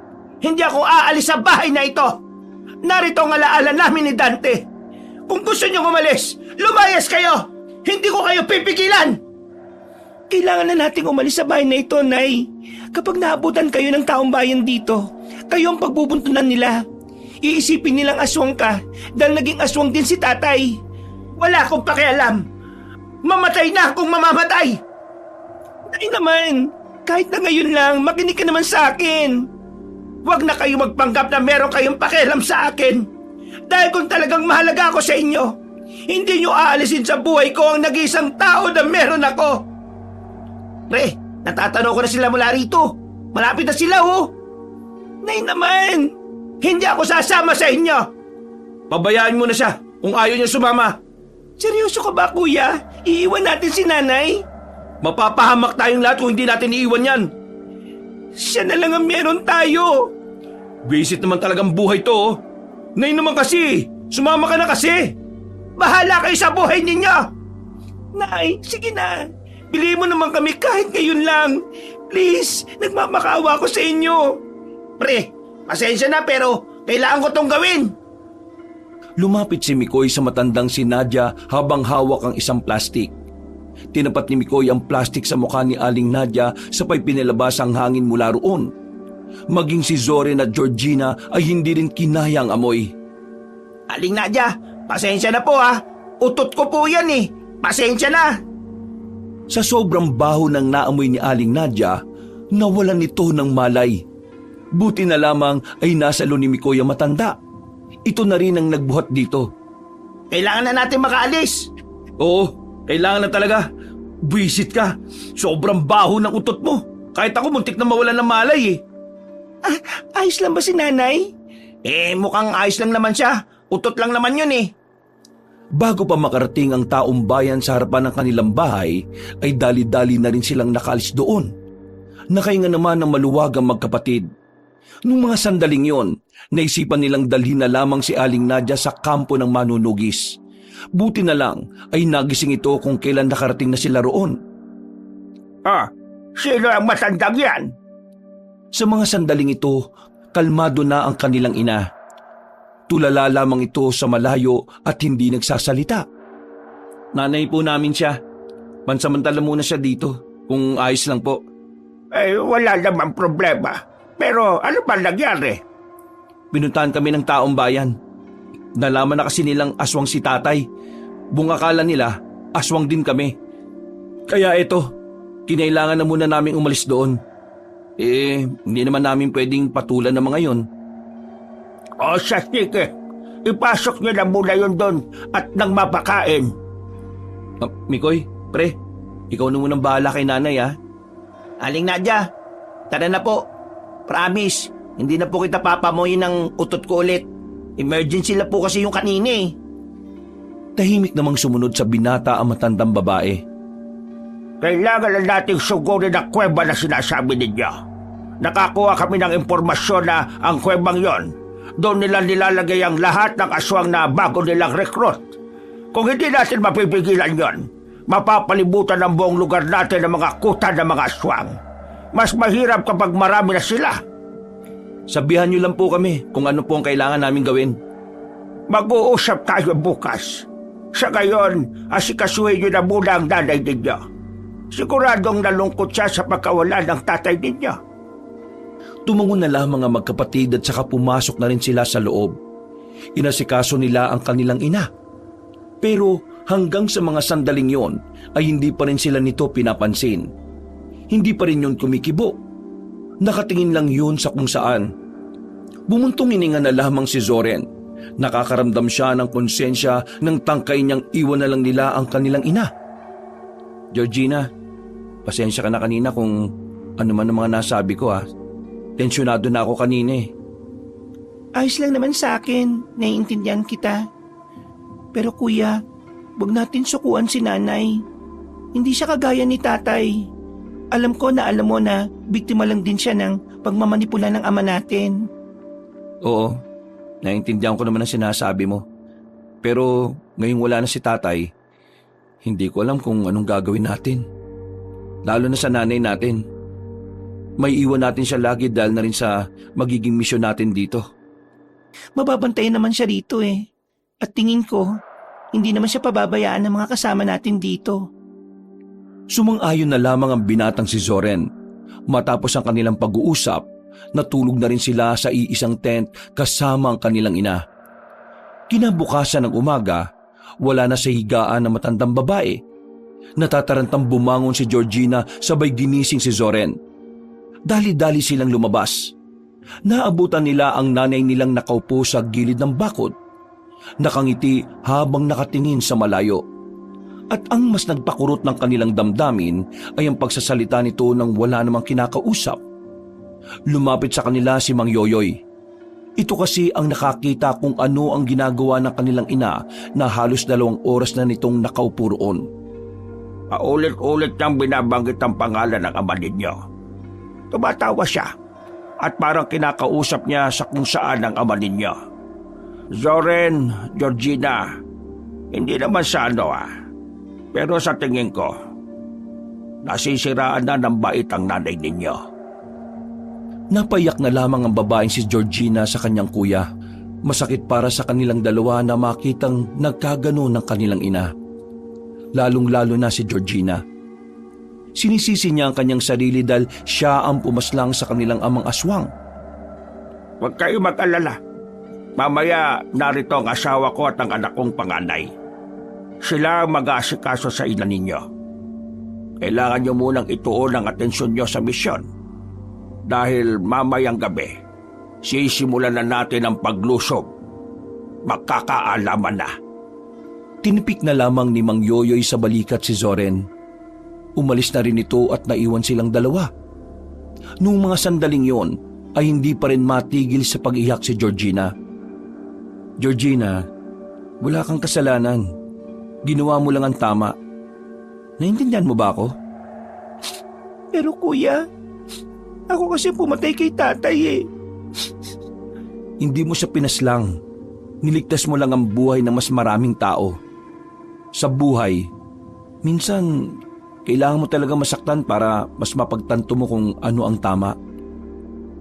Alam mo, masakit din naman para sa akin yung nangyari. Masakit din sa akin na humantong tayo sa ganitong desisyon. Pero may mga bagay na kailangan nating itaya para makausad tayo. Mga bagay na wala na magandang dulot sa atin. Isipin mo na lang, Georgina, kung pati tayong dalawa ay hihina. Sino na lang ang mag-aasikaso kay nanay? Di ba ang sabi mo, wag nating sukuan si nanay. Kaya kailangan natin maging matatag. Kapatid, huwag ka mag-alala. Palagi mo naman akong kasama sa lahat ng laban eh. Tumango-tango na lamang ang dalaga. Kahit na papaano, gumaan na rin ang pakiramdam nito. Mabilis na lumipas ang mga oras. Sumapit na rin ang kinagabihan. Inihahanda na nila ang kanilang mga sarili. Hindi bababa ng 40 manunugis ang magsasama-sama para tugisin ang mga aswang. Dadali na rin nila ang mga pangmalakasan nilang kagamitan. Matapos makapagpaalam ni Zoren at Georgina sa kanilang ina, agad na rin silang lumarga. Mabilis nilang natagpuan ang kuweba na di umano doon inilalagay ang mga bagong aswang. Sa pagkakataong ito, maingat ang ginagawa nilang hakbang. Kalkulado, planado at talaga namang pinag-iisipan. Zoren, ikaw na maglagay nito sa bukana. Kailangan nating malaman kung gaano kalakas ang mga aswang na nasa loob. Isang garapon na may laman na tubig ang hawak-hawak ni Mang Yoyoy. Ayon sa matanda, mahiwaga ang garapon na iyon. Dahil may kakayahan itong makaramdam kung malakas o hindi ang mga aswang na nasa paligid. Para itong langis na lana na nakakatukoy din kung may aswang. Tubig de bendita ang tawag namin dyan. Kapag may kulay pula ang tubig, ibig sabihin, hindi gaanong malalakas ang aswang na nasa kuweba. Pero kapag umitim, ibig sabihin nito, malakas ang nasa loob. 2 minuto bago lumabas ang kulay ng tubig. Kaya, konting ingat lang. Pero, paano kapag naglaho ang kulay? Simple lang. Mas malalakas at hindi malalakas ay makakasama. Sige ho, ako na ang bahala rito. Pre, sama ako. Kailangan mo ng lookout. O sige, ayusin mo ah. Ayaw ko ng aanga-anga. Ako pa ba? Naglakad ang dalawa palapit sa kuweba. Dumaan sila sa matataas na halamanan habang daladala ang garapon. Nang makalapit na sila roon, pasimpleng inilagay ni Zoren ang garapon sa bukana ng kuweba. Inurasan nito ang sarili. Matapos lang ang 2 minuto, agad nitong kinuha ang garapon. Pagtapat nila ng ilaw, nakita niyang naghahalo ang itim at pulang tubig. Dali-dali silang bumalik sa kanilang mga kasama. Dahil sa kanilang nalaman, naisip nila agad na maaring naroon ng pinuno ng mga aswang. Kaya naman, sandali silang nagkaroon ng pag-uusap. Planadong maigi ang kanilang gagawing paglapit. Ilang sandali pa, marana silang naglakad patungo roon. Kahit nasa labas pa lang sila, naaamoy na kagad nila ang lansa na nagmumula sa loob ng kuweba. Nang makapwesto na sila, nagulat na lamang sila nang biglang may isang lalaking lumabas mula roon. Dahil sa direktang liwanag na nagmumula sa buwan, nakilala ng magkapatid kung sino ang naroon. Brando? Anong ginagawa ni Brando dyan? Georgina, aking sinisinta. Ha! Nagulat ka ba dahil narito sa iyong harapan ang lalaking magpapatibok ng iyong puso? Hoy, kilabutan ka nga sa sinasabi mo.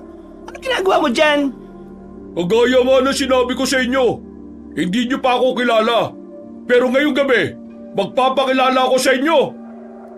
Lumabas sa mga aswang. Sa punto pa lang na ito, napagtanto na nila kung anong ibig sabihin ng mga nangyayari. Pero aminadong kinabigla nila kung ano ang revelasyon na yun. Ako lang naman ang pinuno ng mga aswang. Ako rin ang nangyanggaw kay Mang Dante. Ginawa ko yun para mas maging kasabik-sabik ang buhay niyong magpamilya. Ginawa ko yun total. Ayaw mo naman sa akin eh. Mahal kong Georgina. Buti naman at maaga mo sinabi kung sino ka. Hindi na kami mahirapan na alamin kung sino ang papaslangin namin. Ako? Ha! Mapapas lang ninyo? Hindi ngayon! Mag-enjoy muna kayo sa mga bataan ko! Pag-alis ni Brando, hindi na nagsayang ng pagkakataon ng mga aswang para itong mga gutom na lumusob sa kanila. Lahat ay umaangil. Mga kasama! Laban! Hindi nagtagal ay nagsimula na rin ang sagupaan. Patayan kung patayan. Kahit na mababangis sa mga nilalang, magaling at mahusay din naman ang mga manunugi sa pakikipaglaban. Kaya naman, sa mga naunang sandali, makikitang kayang-kaya nilang palagan ng kahit matataas ng uri ng aswang. Ganito bala ang pakiramdam. Ha! Ang saya! Sobrang saya! Uy! Magseryoso ka sa laban na to, ha? Oo naman, pre! Patutunayan ko na ito na yung silbi ko! Mikoy! Sa likod mo! Uy! Da! Tinaga ni Mikoy ang aswang na muntikan ng makasakmal sa kanya. Agad na sumirit ang dugo mula sa leeg nito. Ngunit sa halip na matakot ang binata, tuwang-tuwa pa ito dahil yun ang unang aswang na kanyang napaslang. Uy! Ayos! Ayos to ah! Sa kanilang pagpapatuloy, marami-rami naman na ang nasusugatan sa kanila. Pero lahat ng yun ay puro mabababaw lang. Hindi sila umuurong kahit na anong mangyari. Kahit na maraming lumalabas sa loob ng kuweba ay buo pa rin ang kanilang loob.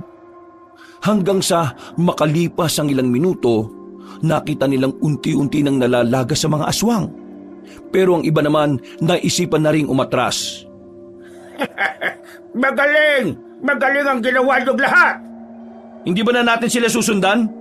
Hindi na. Hayaan na natin silang tumakas. Ang malaga, walang nabawas sa atin. Nabasa ko na ang taktika ng lalaking yon. Balak niyang malagas agad tayo gamit ang mga bagong aswang.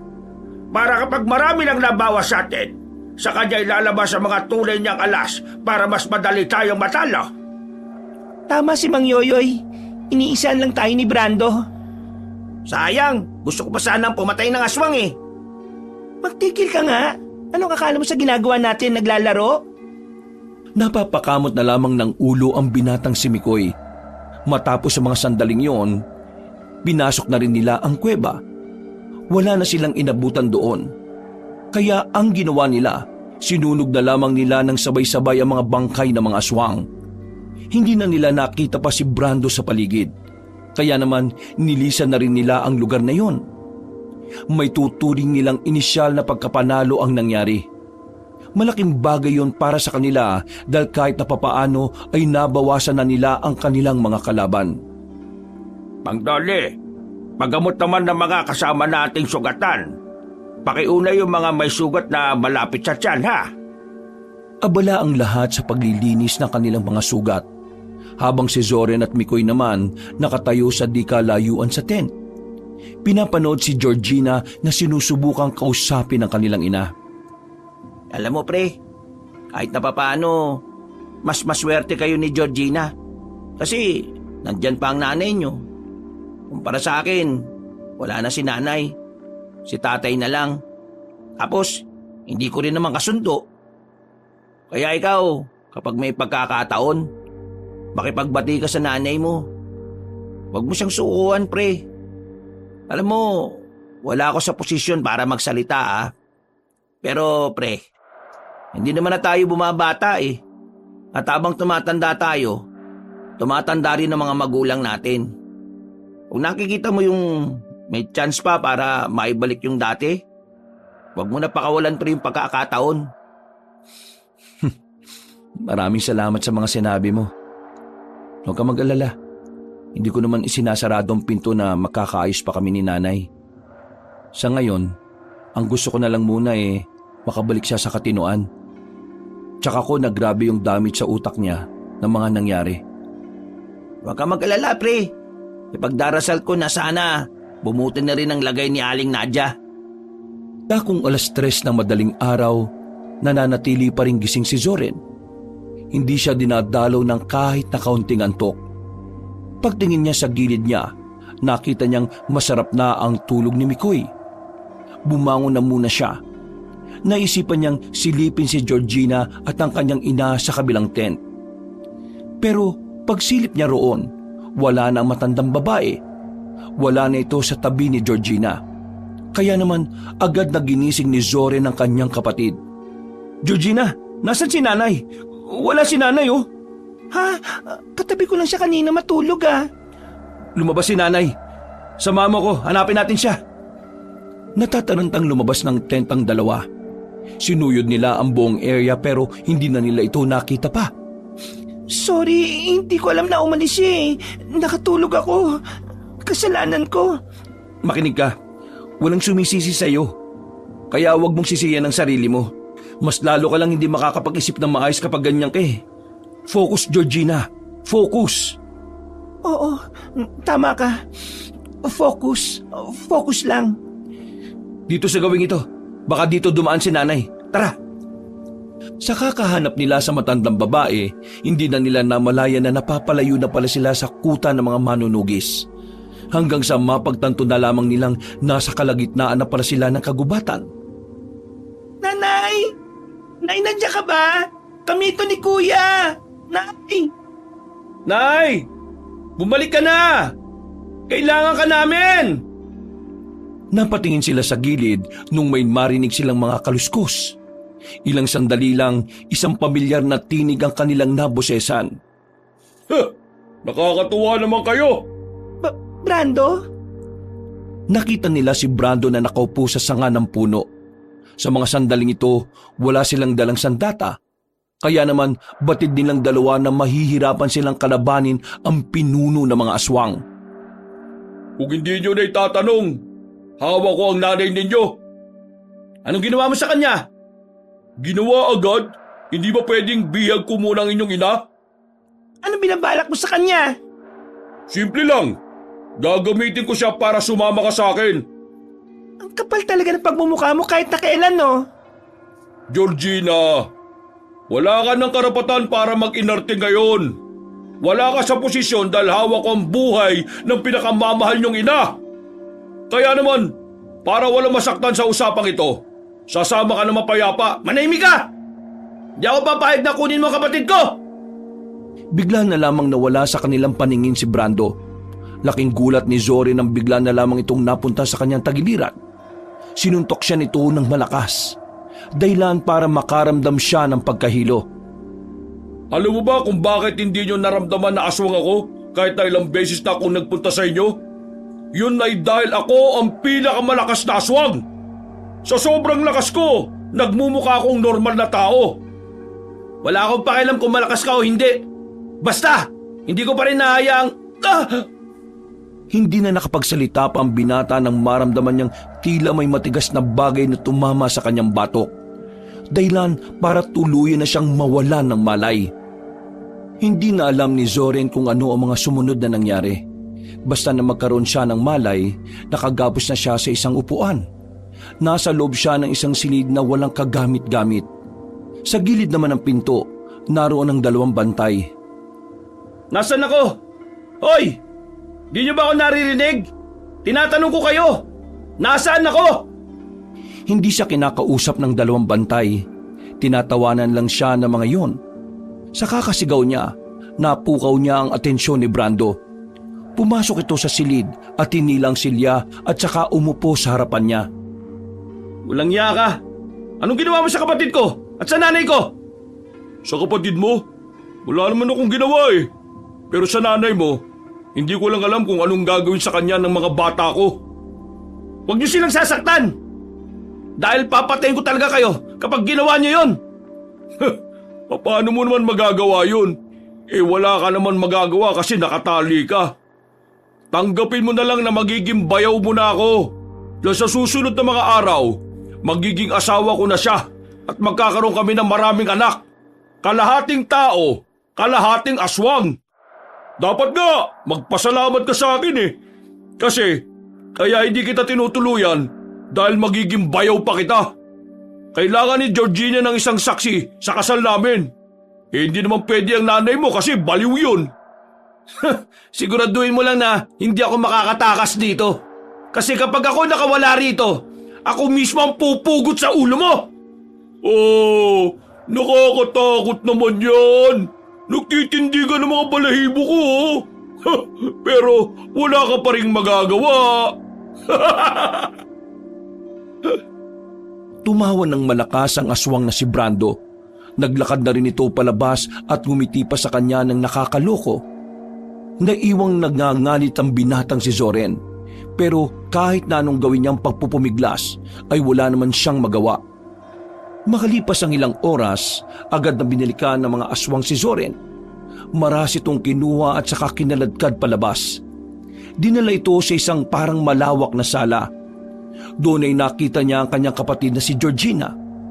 Nakasuot na ito ng gown na kulay itim. Georgina, anong ibig sabihin nito? Huwag mong sabihin na pumayag ka ng makasal dyan sa mukhang kutong lupa na yan. Sasaktan nila si nanay kapag hindi ako pumayag, kuya. Ito lang ang tanging paraan para protektahan si nanay. Pambihira naman buhay talaga to. Oh. Hindi mo naman kailangan magalit, bayaw. Ikakasal lang naman kami at bubuo na masayang pamilya. Huwag mo akong matawag-tawag na bayaw! Ang pangit-pangit na mukha mo. Mukhang galit ka pa rin sa akin, bayaw ah. Pero wala naman ako magagawa eh. Tara, simulan na natin ang seremonya. Itigil niyo ang kasal na yan! Hindi ako papayag! Masyado ka namang excited, bayaw. Hindi pa naman kami agad ikakasal.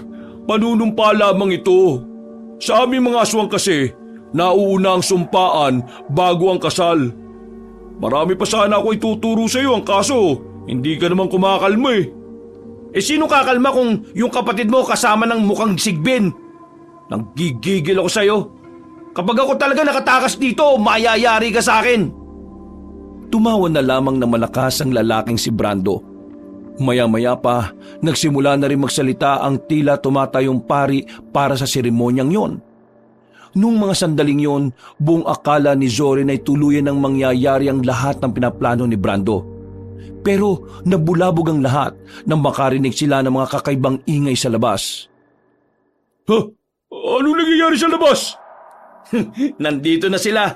Nandito na sila para pigilan ang kahibangan mo. Hindi! Di po pwede yan! Ikalat yung lahat ng aswang! Papatay natin ang mga hilayupang na manunugis na yan! Umalis ang lalaking si Brando, habang sila naman ay pinalibutan ng mga aswang. Hindi nila magawang makatakas sa dami na nagbabantay sa kanila. Bitiwan niyo nga ako! Ang babaw ng hininga ninyo! Hindi nagtagal, may mga manunugis na ring nakapasok sa malawak na sala na yon. Sa isang iglap, nagkaroon agad ng labanan. Madaling napas lang ng mga manunugis sa mga aswang na yon. Uy! Pare koy! Nandito na kami! Ligtas ka na! Buwang! Anong ligtas? Narito pa tayo sa lugar ng mga aswang, no? Kuya, si nanay! Kailangan natin makuha si nanay! Baka kung anong gawin nila kay nanay! Oo, hanapin natin siya. Dinala ko talaga yung sandata ninyo! Eto! Maraming salamat, pre. Pakisabi kay Mang Yoyoy, pupunta na muna namin si nanay. Walang problema, pre! Kahit na nakagaon pa ang dalagang si Georgina, wala na silang sinayang na pagkakataon. Agad nilang hinanap ang kinaroroonan ng kanilang ina. Paglabas pa lang nila, meron agad sumalubong sa kanila. Mga lalaking aso na kulay itim o kung tawagin nila ay mga aswang na asbo. Mababangi sa mga nilalang na yon. Mabibilis din. Pero dahil sanay na rin ang dalawa, dahil ilang beses na silang may nakaharap na asbo noon, hindi naman naging mahirap para sa kanila ang pakikipaglaban dito. Wala pang 2 minuto, agad na nilang napas lang ang mga yon. Dito ang daan patungo kay nanay. Lumiko sila sa isang maliit na iskinita, pero bigla na lamang silang napatigil nang may sumakmal sa paa ni Zoren. Agad niya naman itong tinaga. Kuya, ayos ka lang? May sugat ka na. Ayos lang ako. Malayo naman to sa bituka eh. Mag-ingat ka kasi. Muli nilang ipinagpatuloy ang kanilang paglalakad hanggang sa marating na nila ang isa pang abandonadong bahay na ayon sa dalagang si Georgina, doon dinala ang kanilang ina. Tumayo sila sa harapan ng abandonadong bahay. Sandali silang nakiramdam. Maya-maya lang nakita nilang dumungaw na sa balkonahe ang lalaking si Brando. Hindi ko inakala na papanig sa inyong swerte ngayong gabi ah. Nakakatuwa dahil akala ko makukuha ko ang gusto ko ng walang kahirap-hirap. Pero Mukhang sinasabi ng kapalaran na kailangan kong pagsikapan na maangking ka. Mahal kong Georgina. Pero huwag ka mag-alala. Gustong-gusto ko talaga na naghihirap ako para sa isang tao eh. Maghirap ka hanggang sa mamatay ka. Yun ang maganda. Masyado ka naman masakit magsalita. Magdaan-daan ka lang naman. Nasaan ang nanay namin? Ngayon, nakatakas na ako. Pupugutan na kita ng ulo. Huh, nakakatakot naman ang mga naririnig ko. Pero huwag kayong mag-alala. Nasa ligtas na kalagayan ng nanay ninyo. Pero kung gagawa kayo ng bagay na hindi ko magugustuhan, maaaring malagay sa alanganin ang buhay niya. Lumaba ka ng patas. Huwag kang gumamit ng ibang tao. Mga duwag lang ang gumagawa niyan. Tinatawag mo pa ang sarili mo bilang pinuno kung ganyan ang utak mo. Gawain lang ng mahihina yan eh. Umawa ng malakas ang lalaking aswang. Tila wala man lang epekto rito ang mga pang-iinsulto na sinasabi ng magkapatid. Mga ilang sandali lang, may dalawang aswang na lumabas din sa balkonahe na dala ang kanilang ina. Tulala lamang ang matanda. Kalmado. Wala itong kalam-alam kung ano man ang nangyayari. Itong nanay ninyo, buong buo. Kung sasama ka sa akin ng mapayapa, Georgina, hindi naman masasaktan ng nanay mo eh. Kagaya pa rin ng una nating napag-usapan. Hindi mo na ako malilinlang. Alam kong sasaktan mo pa rin ng mga taong mahal ko kahit na sumama ako sa iyo. Grabe ka naman sa akin. Ganyan ba kababa ang pagmamahal na nararamdaman mo mula sa akin? Pagmamahal mo mukha mo! Wala na silang sinayang na pagkakataon. Kinuha nila ang tig-isang bato sa gilid. Mga ilang sandali lang, tinamaan na nila ang dalawang may hawak sa kanilang ina. Nabigla si Brando sa kanilang ginawa. Pero mas lalo itong nawindang nang pinukol ni Zorin ang kanyang espada sa kinaroroonan ng binatang aswang. Agad namang nakailag ang lalaking yon at nakatalon papunta sa bubungan. Akmang kukunin na ni Brando matandang babae pero bigla na lamang nataranta si Aling Nadia. Nakita na lamang niyang tatalon na yon mula sa balkonahe. Mabilis na tumakbo si Zorin. Maswerteng nagawa niya pang saluhin ang kanyang ina. Takot! Takot! Takot ako! Halimaw! Halimaw sila! Takot ako! Tago! Tago ako! Kailangan tago! Halimaw siya! Halimaw! Hinawakan ni Zorin ang magkabilang pisngi ni Aling Nadia at tiningnan nito sa mga mata. Nay, kami ito. Kami ang anak nyo. Ligtas ka na. Hindi ka namin hahayaang mapahamak. Kaming bahala sa'yo. Ligtas! Ako ligtas! Wala na halimaw! Ligtas niyo ko! Nay, nandito kami. Hindi ka namin pababayaan. Hindi ka masasaktan ng halimaw. Naalarma sila nang makitang bumuka na ang mga pakpak ni Brando. Akmang lilipad na yung patungo sa kanila. Pero bigla namang dumating si Mikoy. May dala-dala itong pana. Tinira niya ng palaso si Brando. Tinamaan niya ito sa balikat kaya naudlot ang paglapit nito sa mag-iina. Ako nang bahala kay Aling Nadia. Ilalayo ko siya sa gulo. Kayo nang bahala sa isang yan. Maraming salamat, pre. Maasahan ka talaga kahit na kailan. Ako pa ba? Future bayaw mo yata to. Isa ka pa? Kapal na mukha mo. Agad na kinuha na ni Mikoy ang matandang si Aling Nadia. Sumama rin naman ito kagad sa binata. Nang wala nang intindi ng magkapatid, hinarap na nila ang pinuno ng mga aswang. Ngayon mo kami kalabanin! Kung yan ang gusto nyo, edi sige! Nagbago ng itsura ng mukha si Brando nung mga sandaling yon. Lumabas na ang nakakatakot nitong muka. Pati na rin ang buntot nitong merong talim sa dulo. Nagmumukha na itong halimaw. Ito ang hiling ninyo! Ibibigay ko sa inyo ng buo! Biglang bumaba ang lalaking aswang. Lumagabog pa ang sahig nang bumagsak ito. Nagulat na lamang si Zorin nang umatake sa kanya si Brando. Hinawakan siya nito sa damit at saka sinuntok ng malakas sa kanyang tiyan. Sa lakas ng suntok, agad siyang sumuka ng dugo. Pero sanay naman si Zorin sa bugbugan. Kaya naman hindi naman siya gaanong naapektuhan. Nakatayo pa rin siya ng tuwid. Sa halip, hinataw niya ng katana si Brando. Pero hinawakan lang ni Brando ang kamay niya. sinakal siya at saka binalibag patungo sa pader ng bahay. Paglingon ni Brando sa gilid, naroon si Georgina. Biglang tinaga ni Georgina si Brando. Tinamaan naman ito sa bandang hita. Dahilan para mapaaray ang pinunong aswang. Mahal kita, pero kung ganito ang gagawin mo sa akin, mapipilitan ako saktan ka. Gawin mo ang gusto mong gawin. Wala akong pakialam. Lumipad si Brando. Bumwelo pa ito sa itaas. Mabilis itong lumipad patungo kay Georgina. Pero nagawang ilaga ng dalaga ang kanyang pag-atake. Nang makabangon naman si Zoren, pasimple itong kumuha ng bato. Inabangan ng lumilipad na si Brando. Nang makakuha ng tamang pagkakataon, agad na pinukol ni Zoren yun ng malaking bato. Tinamaan naman sa ulo si Brando na naging dahilan para mahilo ito ng bahagya. Bumagsak si Brando. Hindi sinayang ni Georgina ang pagkakataon na yon. Agad niyang nilapitan ng aswang. Gamit ang kanyang katana, muli niya itong tinaga. Nakailag ang pinunong aswang kaya tinamaan lamang ito sa balikat. Nakakatuwa. Pinapakita mo talaga sa akin na karapat-dapat kang maging asawa ko. Mga pinitad kang babae. Yan ang hinahanap ko sa isang asawa. Ikaw nga ang dapat ko maging asawa. Tila muling lumakas ang lalaking si Brando. Hindi na ginamit nito ang pakpak nito nang lumapit kay Georgina. Hinataw ulit ng dalaga si Brando ng katana.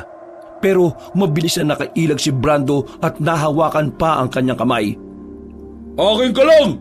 Akin! Mas lalo akong nai-inlove sa mga pinapakita mo ngayon eh. Nababaliw ka na! Bitiwan mo kapatid ko! Isang malakas na hataw ng katana ang ginawa ni Zorin sa likuran ng pinunong aswang. Agad itong nakabitiw sa dalaga. Hindi naman nakontento si Zorin. Pinatamaan niya ulit ng hataw ang aswang na yon. Nang makaramdam na ito ng hapdi ay agad itong lumipad patungo sa bubungan ng abandonadong bahay. Bumaba ka dyan! Baba! Tapusin na natin to! Maghintay ka! Bababa ako dyan kapag natapos ko na itong ginagawa ko! Nagtataka ang magkapatid kung ano ang nangyayari kay Brando nang bigla na lamang itong umangil ng malakas. Para itong nasasaktan. Yung pala, meron itong dinukot na buto mula sa kanyang batok. Isang mahaba at matalim na buto. At ang palagay ng dalawa, ang mahabang buto na yon na nagsisilbing sandata ng kanilang kalaban. Georgina, maganda ka. Mukhang inilabasan niya ang alas niya. Ikaw ang umanda. Ikaw ang laging bugbog eh. Bumaba si Brando para itong lumakas uli. Parang hindi na nito nararamdaman ang mga sugat na tinamo. Ngayon, simulan na natin ang laban! Biglang lumapit si Brando sa kanila. Inuna nitong atakihin si Zoren. Aminado ang lalaking si Zoren na merong galaw si Brando sa pakikipag-ispadahan. Nahihirapan siyang gumawa ng kahit na anong pag-atake. Masyado mabilis ang ginagawa ng kalaban nila, na kahit si Georgina hindi din alam kung kailan papasok. Visit na aswang to! Ano? Wala na ba kayong alam gawin kundi ang ilagan ako? Mga inutil! Hindi nang tagal, tinamaan na ng patalim ang lalaking si Zoren. Tila naman hindang kaliwang braso nito dahil doon. Dumistansya ang lalaki. Meron siyang napagtanto. Georgina, huwag kang magpapatama sa kanya. May kakaibang dulot ang hawak niya. Mabuti naman at matalino ka. Mabilis mong naintindihan kung paano ka mamamatay. Para sabihin ko sa'yo, merong laso ng hawak kong sandata. Mga 1 oras at kalahati lang, mamamatay ka na rin. At pasensya ka na rin ha. Wala pang nahahanap ang mga albularyo kung ano ang maaaring gamiting gamot para dyan. Kaya naman, kailangan mo nilang tanggapin na mamamatay ka na rin mamaya. Hindi mo na masisilayan ang paggaling ng nanay mo mula sa pagkabaliw. Iritang-irita na si Zorin sa tawa ni Brando, pero mas nababahala siya sa kanyang naririnig. Nagsisimula na kasing mamanhid ang kanyang kaliwang braso. Pakiramdam niya, para tinayo ng pagkalat ng lason. Pero kahit na ganon, hindi nagpatinag ang lalaki. Wala siyang pakialam kung mamamatay din siya kalaunan.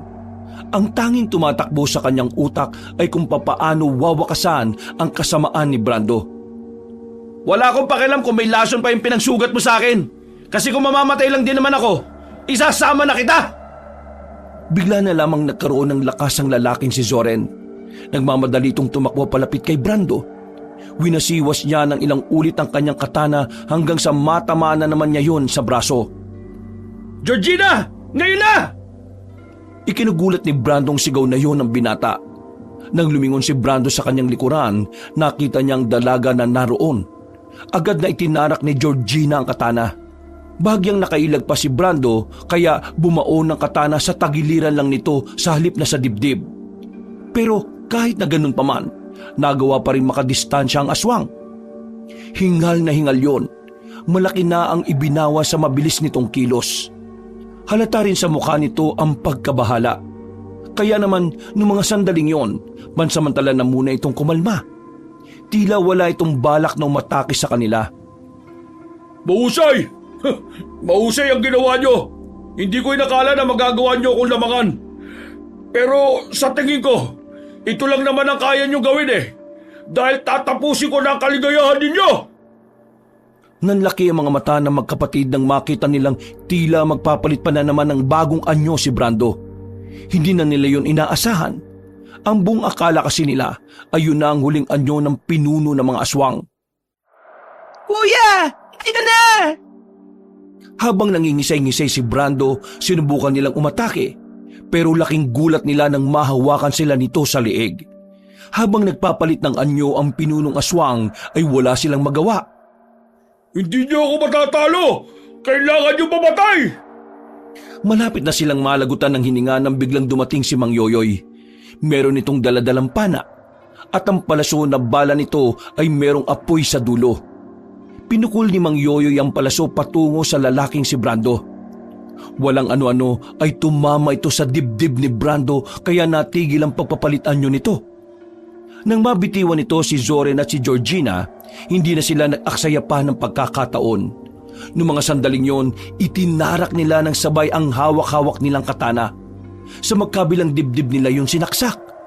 Agad namang napatras si Brando, pero binunot nila ang katana na naging dahilan para sumuka ito ng maraming dugo.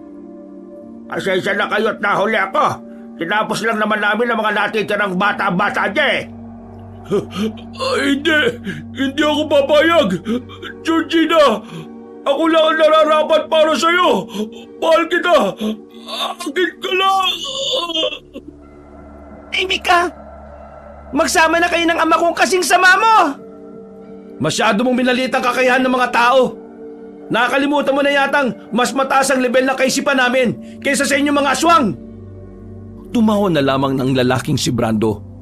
Maya-maya pa, bumagsak na lang ito at tuluyan na ngang nalagutan ng hininga. Pero magsasalita pa sana si Zoren nang bigla niyang naramdaman na kalahati na ng katawan niya ang namamanhid. Bumagsak din si Zoren. Naalarma naman sa kanya ang mga kasama niya. Tingin ko, kumakalat na ang lason. Huwag ka magkalala, Zoren. Matagal ko nang pinag-aralan ng laso na ginagawa ng mga aswang. Mikoy, buhatin mo na itong kaibigan mo at nang madala ko na ito sa kampo. Akong bahala sa iyo, Zoren. Nakahinga ng maluwag si Zoren ng mga sandaling yon. Buong akala niya kasi ay tuluyan na siyang mamamatay.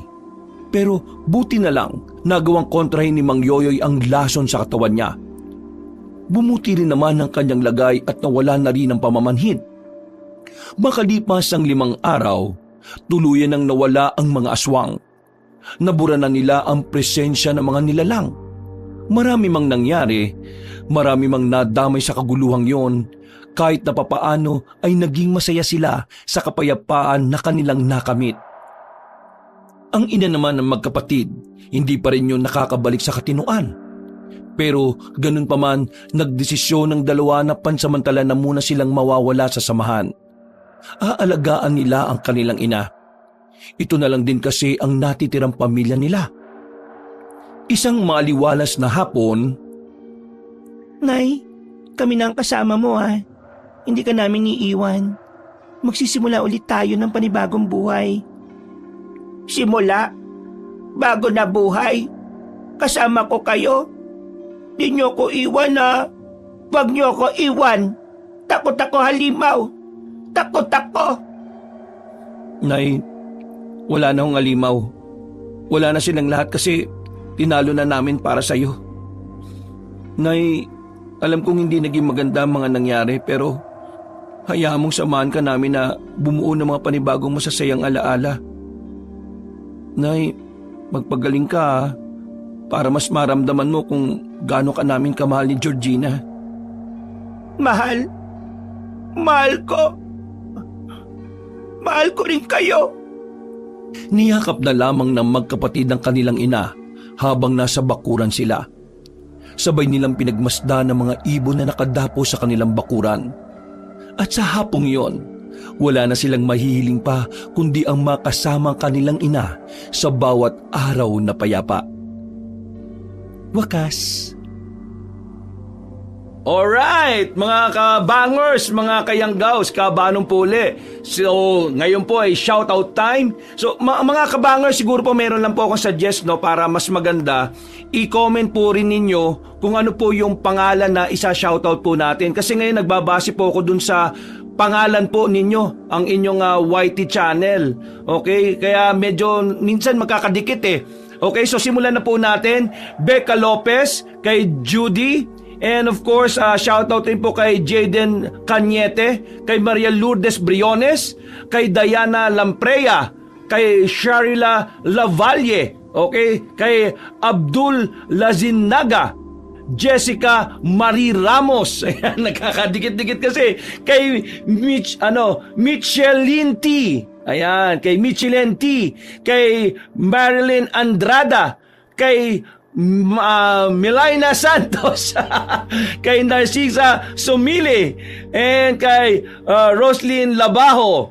O meron pa dito yung parang Japanese o Chinese font. Nako, hindi ko mabasa yan. I-message nyo na lang sa susunod kung ano po yung pangalan po na ipapashoutout natin. Kay Roslyn Labajo, kay John Lester Alameda, okay, kay Jodel Cruz, kay Renil Vargas, kay My Dreams, ayan, kay Roda Garbida, ayan, bilang LGBTQIA.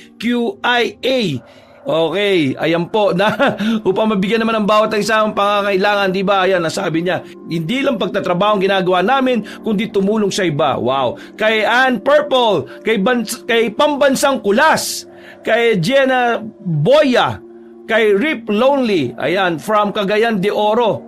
Ayan po, ito po, yan, katulad nito, pa-shoutout po, Rex Angelu from Cagayan de Oro. Yan, mas maganda yung ganun no? Para mas nababasa natin ng maayos ang pangalan niya. Kay Ryzen Umayoid, minsan baliktad pa yung pangalan. Kay Cynthia Bilarmino, ayan, kay Nailin Alaba, kay Triska Platinum. Naku, yan di ba yung mga pangalan na ganun. Kay Hana Isabel Limon. Nako. Kay Mama Mo Pink, yan.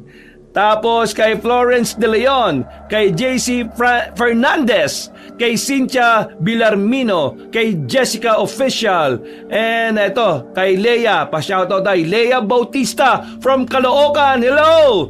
And kay Renante Inde, ayan, nako. Okay, and siya kay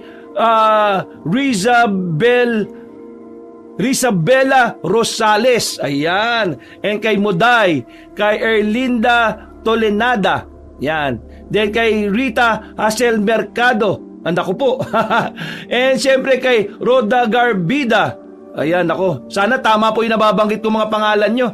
And syempre pa-shoutout rin daw sa Angeles, Pampanga, malapit na po birthday ko. Aba, kay Vicky Toleroso, happy birthday in advance. And kay Ana Asa, ayan po.